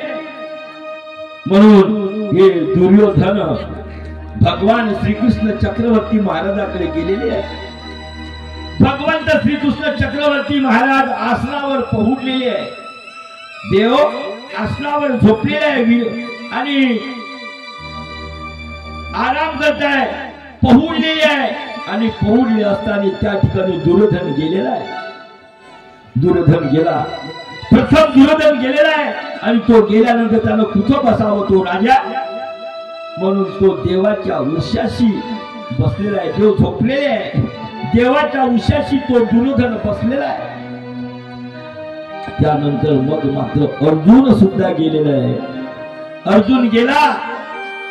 आपली पात्रता काय, आपली लायकी काय, आपण देवाच्या चरणाजवळ असलेलो बरं. म्हणून अर्जुन देवाच्या चरणाजवळ त्याच्या पायथ्याशी बसलेले आहे. उशाशी दुर्योधन बसलेला आहे आणि पायथ्याशी अर्जुन देव बसलेले आहे. देवाला जाग आली. देवाला जाग आली. जाग आल्यानंतर पाहतो आहे तर अर्जुन बसलेला आहे. अरे अर्जुना, तू कधी आलास? देवा, तुम्ही आराम करून झोपेत होते, पहुडले होते तेव्हा आलो देवा मी. दुर्योधन म्हणते तसं नाही देवा, पहिले मी आलो, त्याच्या आधी मी आलो आहे. मी आलो, मी इथं बसलो, माझ्याकडे तुमचं लक्षच नाही. तुम्हाला फक्त अर्जुन देवच पहिले दिसले. ठीक आहे बाबा, तू पहिले आला, पण तुम्ही दोघेही आले कशासाठी? आता तू प्रथम आला, तू पहिले सांग, तू कशासाठी आलास दुर्योधना? तेव्हा दुर्योधन म्हणते, देवा युद्धाचा प्रसंग आहे, युद्ध आता होणार आहे. आता देवानं काय म्हणावं? तू त्याला, मी सुद्धा शिष्टाईला आलो, तुला मध्यस्थी करायला आलो की बाबा देऊन टाक. तू नाही दिली, तू इथं थांबूच नको, उठ इथून. नाही म्हणलं. त्याचं ऐकून घेतलं तर देवच भगवंताला काय करतो, सगळंच बरोबर करते. आणि मग दुर्योधनाला म्हणतात, दुर्योधना सांग तुझी इच्छा काय आहे, तू आला कशासाठी? म्हणजे देवा युद्धाचा प्रसंग आहे आणि युद्धामध्ये मला मदत पाहिजे तुमच्याकडून. शब्द काय होता? तुमच्याकडून मला मदत पाहिजे. म्हणजे मदत मी काय करणार? तुमच्या युद्धात येऊन मी करणार काय? दुर्योधनाला म्हणते.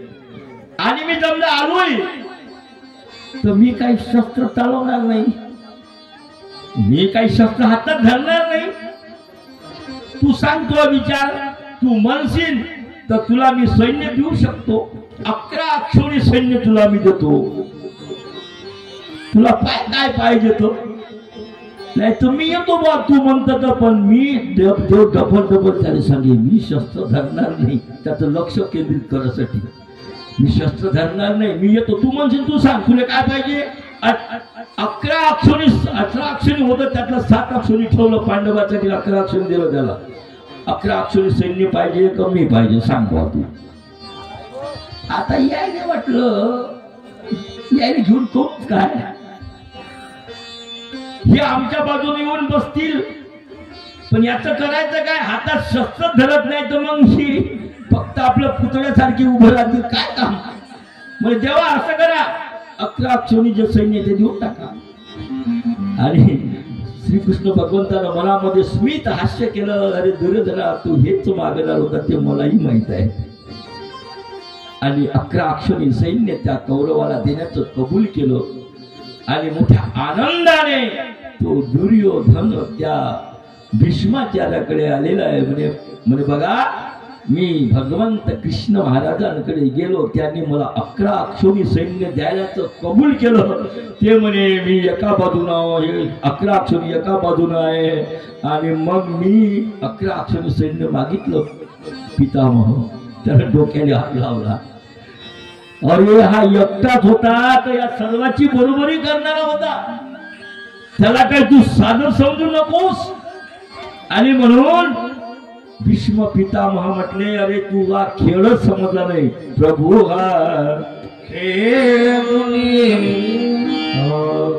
प्रभू हा खेळ दुनियेचा कशाला केला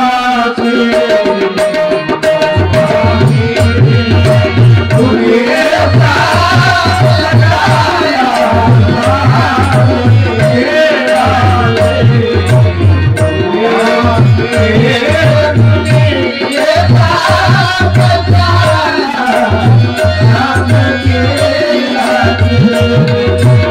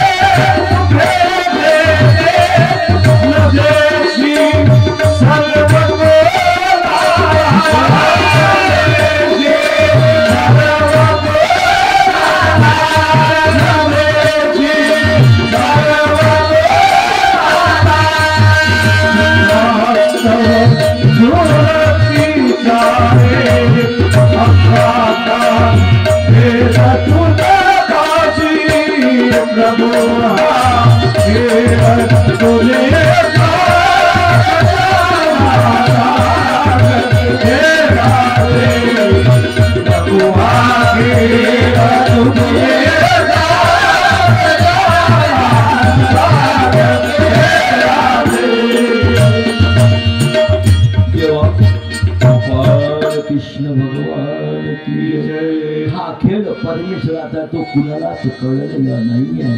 कशाला खेळ केला हा? फक्त जीवाच्या उद्धाराकरिता केला. अरे भगवंताच्या हातून जे मारल्या जातील, भगवंत पाचही अवतार फक्त जीवाच्या उद्धाराकरिता आहे.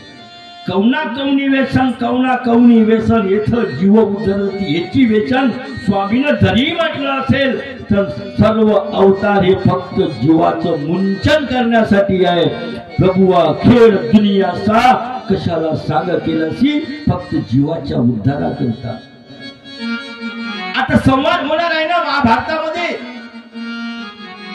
महाभारतामध्ये संवाद होणार आहे. मग याच्यात कोणता खेळ आहे?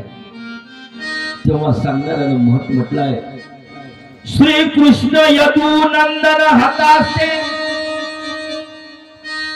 तून भय पुनर्भव न प्राप्य. श्रीकृष्ण यदुनंदन हतास्ते तून भय पुनर्भव न प्राप्य. भगवान श्रीकृष्ण चक्रवर्ती महाराजाच्या हाताने जे मारले जातील, पुनर्जन्म त्याला मिळणार नाही. हे त्याच्यातलं महत्वाचं महत्व होतं. आणि म्हणून आता त्या ठिकाणी ठरलेलं आहे, युद्धाचा प्रसंग झालेला आहे. आणि आता एका बाजूला कौरव आहे, दुसऱ्या बाजूला पांडव आहे. सर्व एकावेकाला मारण्यासाठी उतावीळ झालेले आहे. आणि अशा वेळी त्या ठिकाणी व्यास महर्षी गेलेले आहे. व्यास महर्षी गेलेले आहे त्या ठिकाणी. धृतराष्ट्रावर त्या महर्षीचं प्रेम होतं, व्यासाचं प्रेम होतं.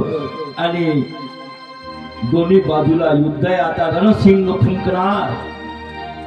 5 जन्य शंख, त्याचं नाव 5 जन्य, तो शंख वाजला की शत्रूच्या अंतकरणामध्ये धडाडी बसायची. असा तो शंख 5 जन्य नावाचा शंख होता, तो आता वाजणार. 5ही पांडवाचे जे शंख ते वाजतील. भीष्माचार्याकडून सुद्धा गर्जना होईल. आणि अशा वेळी दोन बाजूला दोन्ही सैन्य उभे आहेत. अशा वेळी व्यास महर्षी त्या ठिकाणी गेले. पुत्र प्रेम होतं धृतराष्ट्रावर आणि धृतराष्ट्राला व्यास महर्षी म्हणतात. राजन, अरे तो राजा होता. म्हणजे राजन, तुम्हाला युद्ध बघायचं आहे. युद्ध जर तुम्हाला बघायचं असेल तर मी तुम्हाला दिव्य दृष्टी देतो. व्यास महर्षी पण देत होते बरं का. तुम्हाला जर युद्ध बघायचं असेल तर मी तुम्हाला दिव्य दृष्टी देतो, दिव्य श्रवण शक्ती देतो, ऐकण्याची शक्ती देतो, पाहण्याची शक्ती देतो, तुम्हाला देऊ. तेव्हा मात्र धृतराष्ट्र म्हणतात, बाबा अरे मी आयुष्यभर आंधळा राहिलो, मी आयुष्यभर आंधळेपणानं जगलो. आणि आता मला तू दिव्य दृष्टी देशील तर मी माझ्या कुळाचा संवार पाहू. आणि कोणी जरी मेले तर माझेच. आणि म्हणून आता या युद्धामध्ये भयानक संवार होणार आहे. आणि हा संवार माझ्याच्याने मी पाहू शकणार नाही. त्याच्यामुळं मला दिव्य दृष्टी नको आहे. परंतु धृतराष्ट्र म्हणतात महर्षीला, म्हणजे बाबा असं काहीतरी करा. म्हणजे काय करायचं? मला ऐकता येईल, मला समजल अशा प्रकारची तुम्ही काही व्यवस्था करा. तेव्हा महर्षी व्यासाने संजयाला बोलवलं. आणि संजयाला बोलवून संजयाला म्हणते, त्यांनी सांगितलं संजयाला ते दिव्य दृष्टी आणि दिव्य श्रवण शक्ती त्या संजयाला प्रदान केलेली आहे. आणि संजयाला प्रदान केल्यानंतर म्हणतात, व्यास तुम्हाला हे दिव्य दृष्टी कुरुक्षेत्रावर काय चालू आहे तुम्हाला इथल्या इथं भेटल. हे मोबाईल तेव्हा सुरू झाला. हा मोबाईल तेव्हा सुरू झाला. हे नव्यानं मोबाईल नाही आला. आणि कुरुक्षेत्रावर काय चालू आहे तुम्हाला इथं बघता बघता सर्व मिळल. एवढंच नाही, शत्रूच्या अंतकरणात काय काळवा कालव चालू आहे हे सुद्धा तुम्हाला इथल्या बसल्या बसल्याच कळल. एवढं सामर्थ्य त्या व्यासाने त्या संजयाला दिलेलं आहे. आणि मग अशा प्रकारे त्या ठिकाणी युद्धाला आता सुरुवात होणार. धनुष्यबाण घेऊन अर्जुन देव सज्ज झालेले आहे. कौरवाकडले भीष्म पितामह तेही सज्ज झालेली आहे. आणि भीष्म पितामह सेनापती सरसेनापती पांडवाकडला कोण होता यावेळी माहित आहे? त्या सेनापती तो पांडवाकडला सेनापती होता दुष्टद्युम्न. द्रौपद राजाचा मुलगा हा दुष्टद्युम्न होता. आणि या दुष्टद्युम्नानं आपलं जर 7 अक्षौणी सैन्य होतं पांडवाकडे. किती? 7 अक्षर. 7 अक्षौणी सैन्य त्या पांडवाकडे होतं. त्याचा रचना केलेली आहे. आणि अशा त्या रचना केल्यानंतर व्यूह आहे. व्यूह म्हणजे काय? सैन्य उभं ज्या पद्धतीनं केल्या जातं त्याला व्यूह रचना म्हणतात. आणि कौरवांनी सुद्धा 11 अक्षौणी सैन्य अशा तऱ्हेनं उभं केलं. त्याचा पतत्रो अशा प्रकारची रचना त्या कौरवाच्या सैन्याची होती. पतत्रो म्हणजे काय? पक्षाप्रमाणे त्याची रचना होती. पतत्रो म्हणजे पक्षी, पक्षाप्रमाणे रचना होती. आणि पक्षाप्रमाणे रचना असल्यानंतर काय होतं? शत्रू जर चाल करून आले तर कोण्याही दिशेनं पटकन तोंड फिरवता येतं.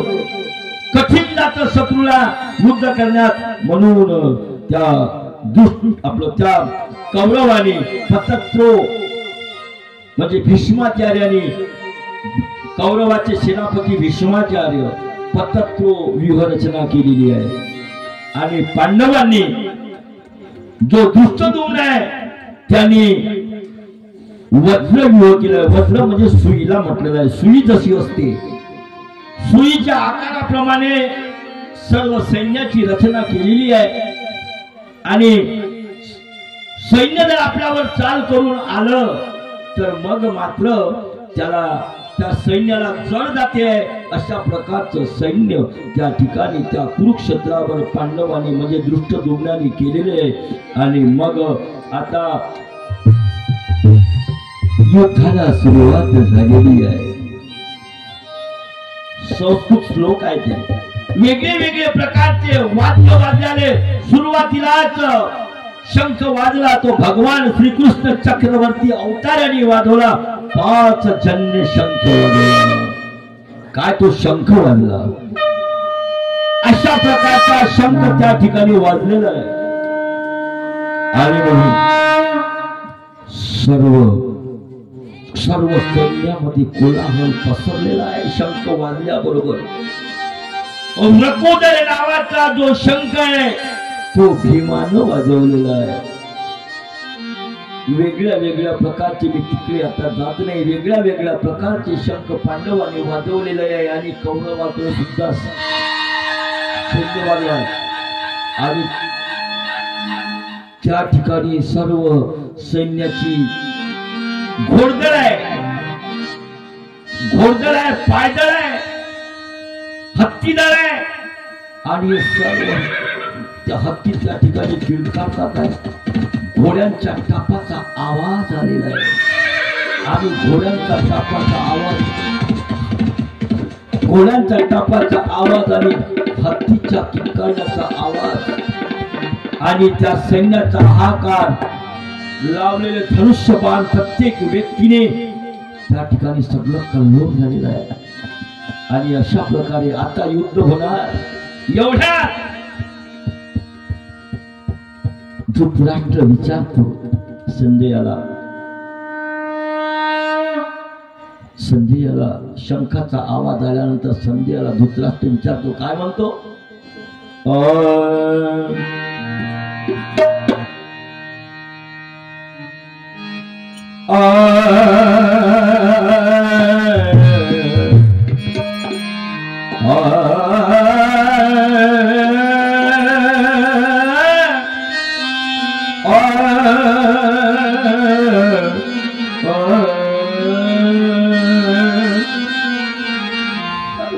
देशामध्ये हालचाल झालेली आहे. आणि अशा वेळी संजयाला जे शक्ती दिली होती दिव्यदृष्टीची, धृतराष्ट्र संजयाला विचारतोय,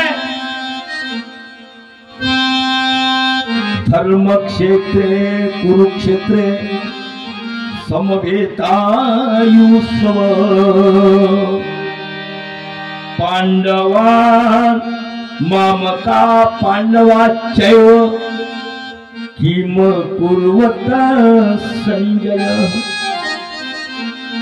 धर्मक्षेत्रे कुरुक्षेत्रे समवेतायुत्सव मामका पांडवाचैव किम कुर्वत संजय. धृतराष्ट्र त्या संजयाला म्हणतोय, अरे बाबा युद्धावर काय चालू आहे हालचाल ते मला सांगशील. आणि मग संजय म्हणतोय, राजन म्हणतोय धर्मक्षेत्रे आणि कुरुक्षेत्रावर युद्ध आता होणार. महत्वाचा मुद्दा आहे माझे मायबापो. धर्मक्षेत्रे आणि कुरुक्षेत्रे. कुरुक्षेत्र म्हणजे काय, धर्मक्षेत्र म्हणजे काय, आणि त्या कुरुक्षेत्रावर युद्ध का झालं मुद्दा आहे त्याच्यामध्ये. कुरुक्षेत्रावर तिथंच काय युद्ध झालं, कुठं झालं, कुरुक्षेत्रावर. तिथंच काय युद्ध झालं, काय कारण त्या ठिकाणी युद्ध होण्याला.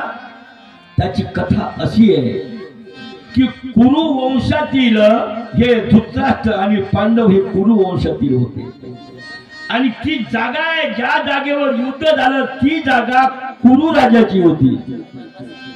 ती जागा कुरु राजाची होती म्हणून त्याला कुरुक्षेत्र म्हटलंय. क्षेत्र म्हणजे जमीन, क्षेत्रफळ म्हणजे तुमच्या प्लॉटचं, तुमच्या घराचं, तुमच्या शेताचं क्षेत्रफळ म्हणजे चौरस मीटर फूट वगैरे वगैरे.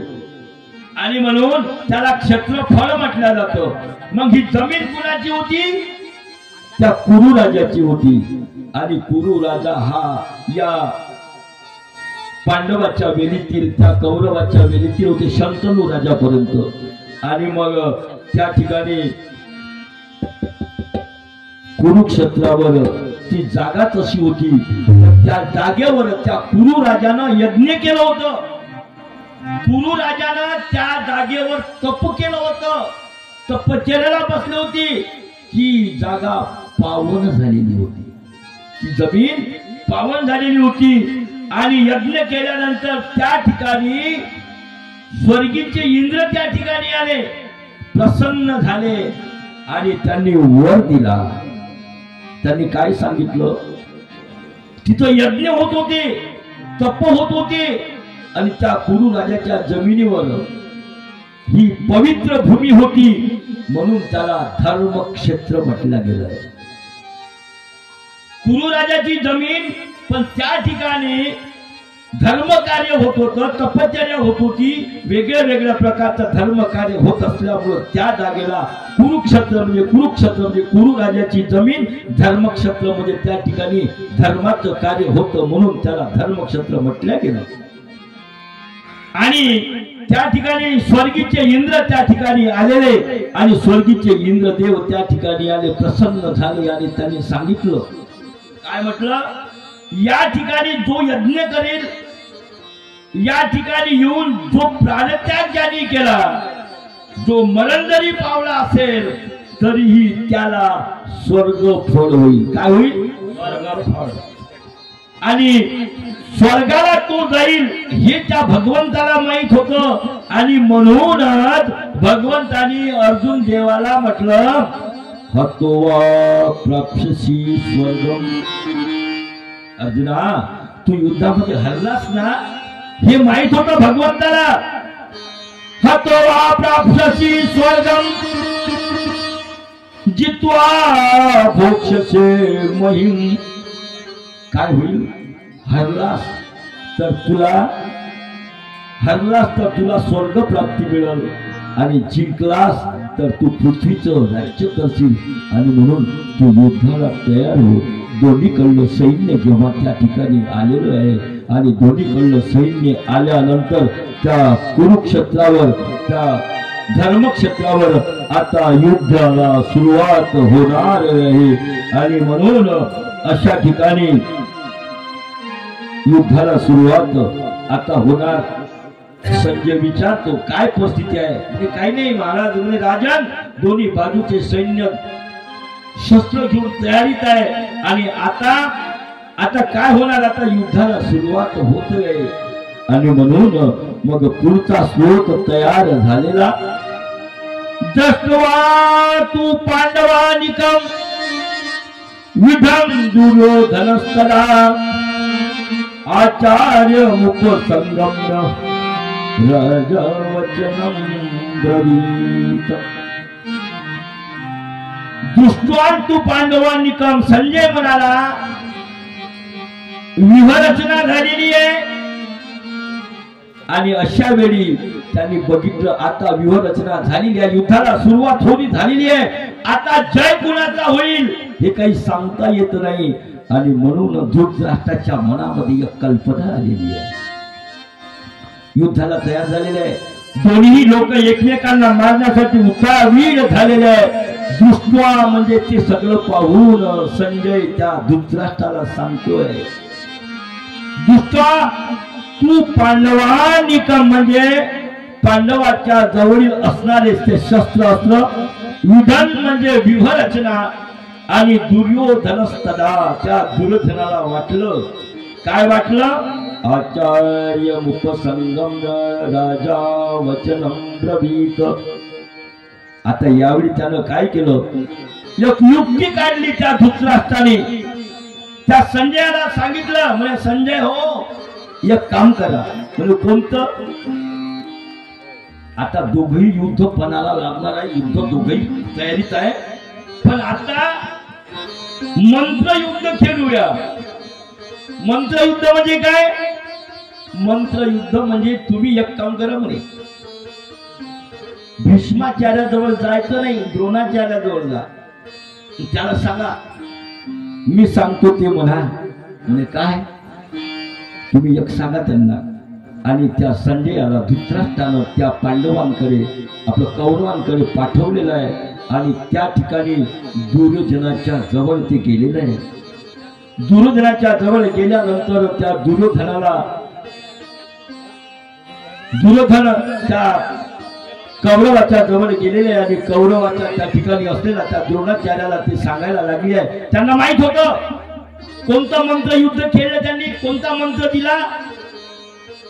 त्यांनी त्या ठिकाणी गेले आणि त्या द्रोणाचार्याला म्हटलं त्याला म्हटलं का आपली डाळ शिजणार नाही जर आपण आजोबा म्हणजे भीष्माचार्य त्याच्याजवळ गेलं तर याचं पुत्रप्रेम दोन्ही बाजूला आहे. हा पांडवाच्या बाजूने होऊ शकतो कौरवाच्या बाजूने याचं काही सांगता येत नाही. भीष्माचार्याचं कदाचित आपल्या विरोधातच जाऊ शकतील असं पांडवाला वाटलं आणि दुर्योधन त्या कौरवाच्या सैन्यामध्ये गेलेले आहे. कौरवाच्या सैन्यामध्ये गेल्यानंतर त्या ठिकाणी त्या कौरवाच्या सैन्यामधील त्या द्रोणाचार्य म्हणजे हा पगारदार होता. द्रोणाचार्य हा पगारदार होता आणि द्रोणाचार्याला त्यांनी सांगितलं काय म्हटलं कोणता मंत्र दिला. म्हणजे द्रोणाचार्य हो तुम्ही तर दोघांची गुरु आहे. तुम्ही दोघांचे गुरु आहे. तुम्ही पांडवाचे गुरु आहे कौरवाचे गुरु आहे. एक काम करा ना हे युद्ध थांबवा. त्या दुर्योधनाला काय तो दुर्योधन तर तो वेगळा व्यक्ती आहे दुष्टकुटी आहे ते दुर्योधन.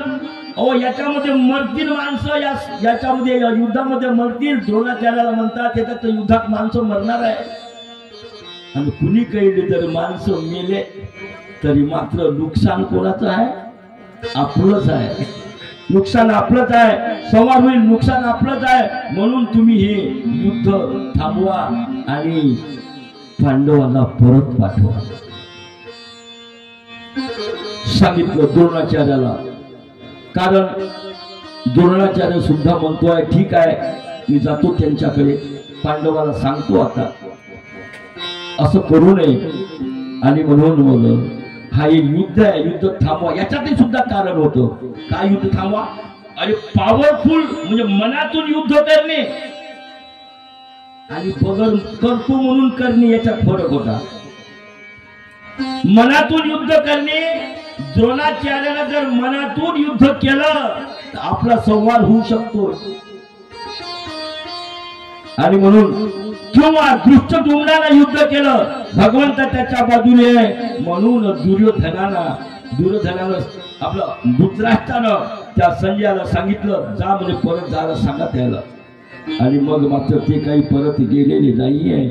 आणि अशा त्या स्थितीमध्ये काय झालं की दोन्ही सैन्य एकत्र आलेले पाहता याच्यामध्ये फक्त मंत्र एकच होता की द्रोणाचार्य आणि पांडवांमध्ये झाले. ते तर म्हणे अरे दुर्योधन म्हणजे हे तर मळलेलं वस्त्र आहे, दुर्योधन म्हणजे मळलेलं वस्त्र आहे, दोन जीव जास्त गेले काय तर त्याला काय फरक पडला नाही, तो तर बाहेरच आहे, तो तर बाहेरच आहे. दुर्योधन तुम्ही तर शुद्धीवर आहे ना, तुम्ही शुद्धीवर आहे, त्याच्यामुळं तुम्ही मात्र युद्ध करू नका अशा प्रकारचं त्या ठिकाणी सांगण्यात आलेलं आहे. 8:45 टाइम झाला, समजलो मी तुमचं. पुढील कथा उद्याला होईल. आणि या ठिकाणी आताची पंगत आहे श्री हरिभाऊ नाकोडे डोंबिविर्ली. श्री हरिभाऊ माफ करा, हरिभाऊ नाकाडे. मला एक तर डोळ्याला दिसत नाही त्यात, म्हणून मला असं पाहा लागते. मी सांगितलं मला ऑपरेशन करायला लागते, पण कार्यक्रम असल्यानंतर मग बोलता येत नाही. त्याच्यामुळं कार्यक्रमामुळे मी थांबत गेलो असो. आणि म्हणून आता तसं तुम्ही दिसता, तुम्ही घराकडे गेले की नाही गेले एवढं मला थोडं दिसते असे कुटुंबासारखे. परंतु या ठिकाणी आताची पंगत जी आपण भोजनाला जाणार आहे ती श्री हरिभाऊ नाकाडे डोंबिविर्ली. हा डांबेविर्ली. आणि डांबेविर्ली तुम्ही सांगितलं असं तर बरं नव्हतं. दंड टाकायचा आहे का टाकला आहे. आपले हरिभाऊ नाकाडे आपण यावं आणि दंडोत टाकायचं. सर्वांना संत मंडळी आहे यांना आपण दंड आले का ते या इकडे समोर या.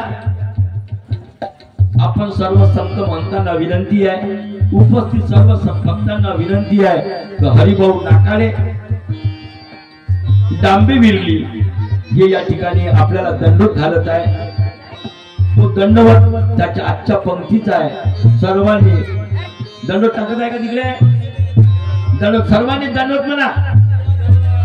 दंडवत म्हणलं ना, दंडवत त्यांच्या क्रियेचा आपण सर्व संत महंतांनी स्वीकार करावा, सर्व भक्तांनी स्वीकार करावा. आणि यानंतर आता लगेचच उपाराला सुरुवात होईल. उपार आला नाही का? अरे मग मला का नाही सांगितलं? मी थांबून आले का बाबा? दंडवत करा सर्वांना.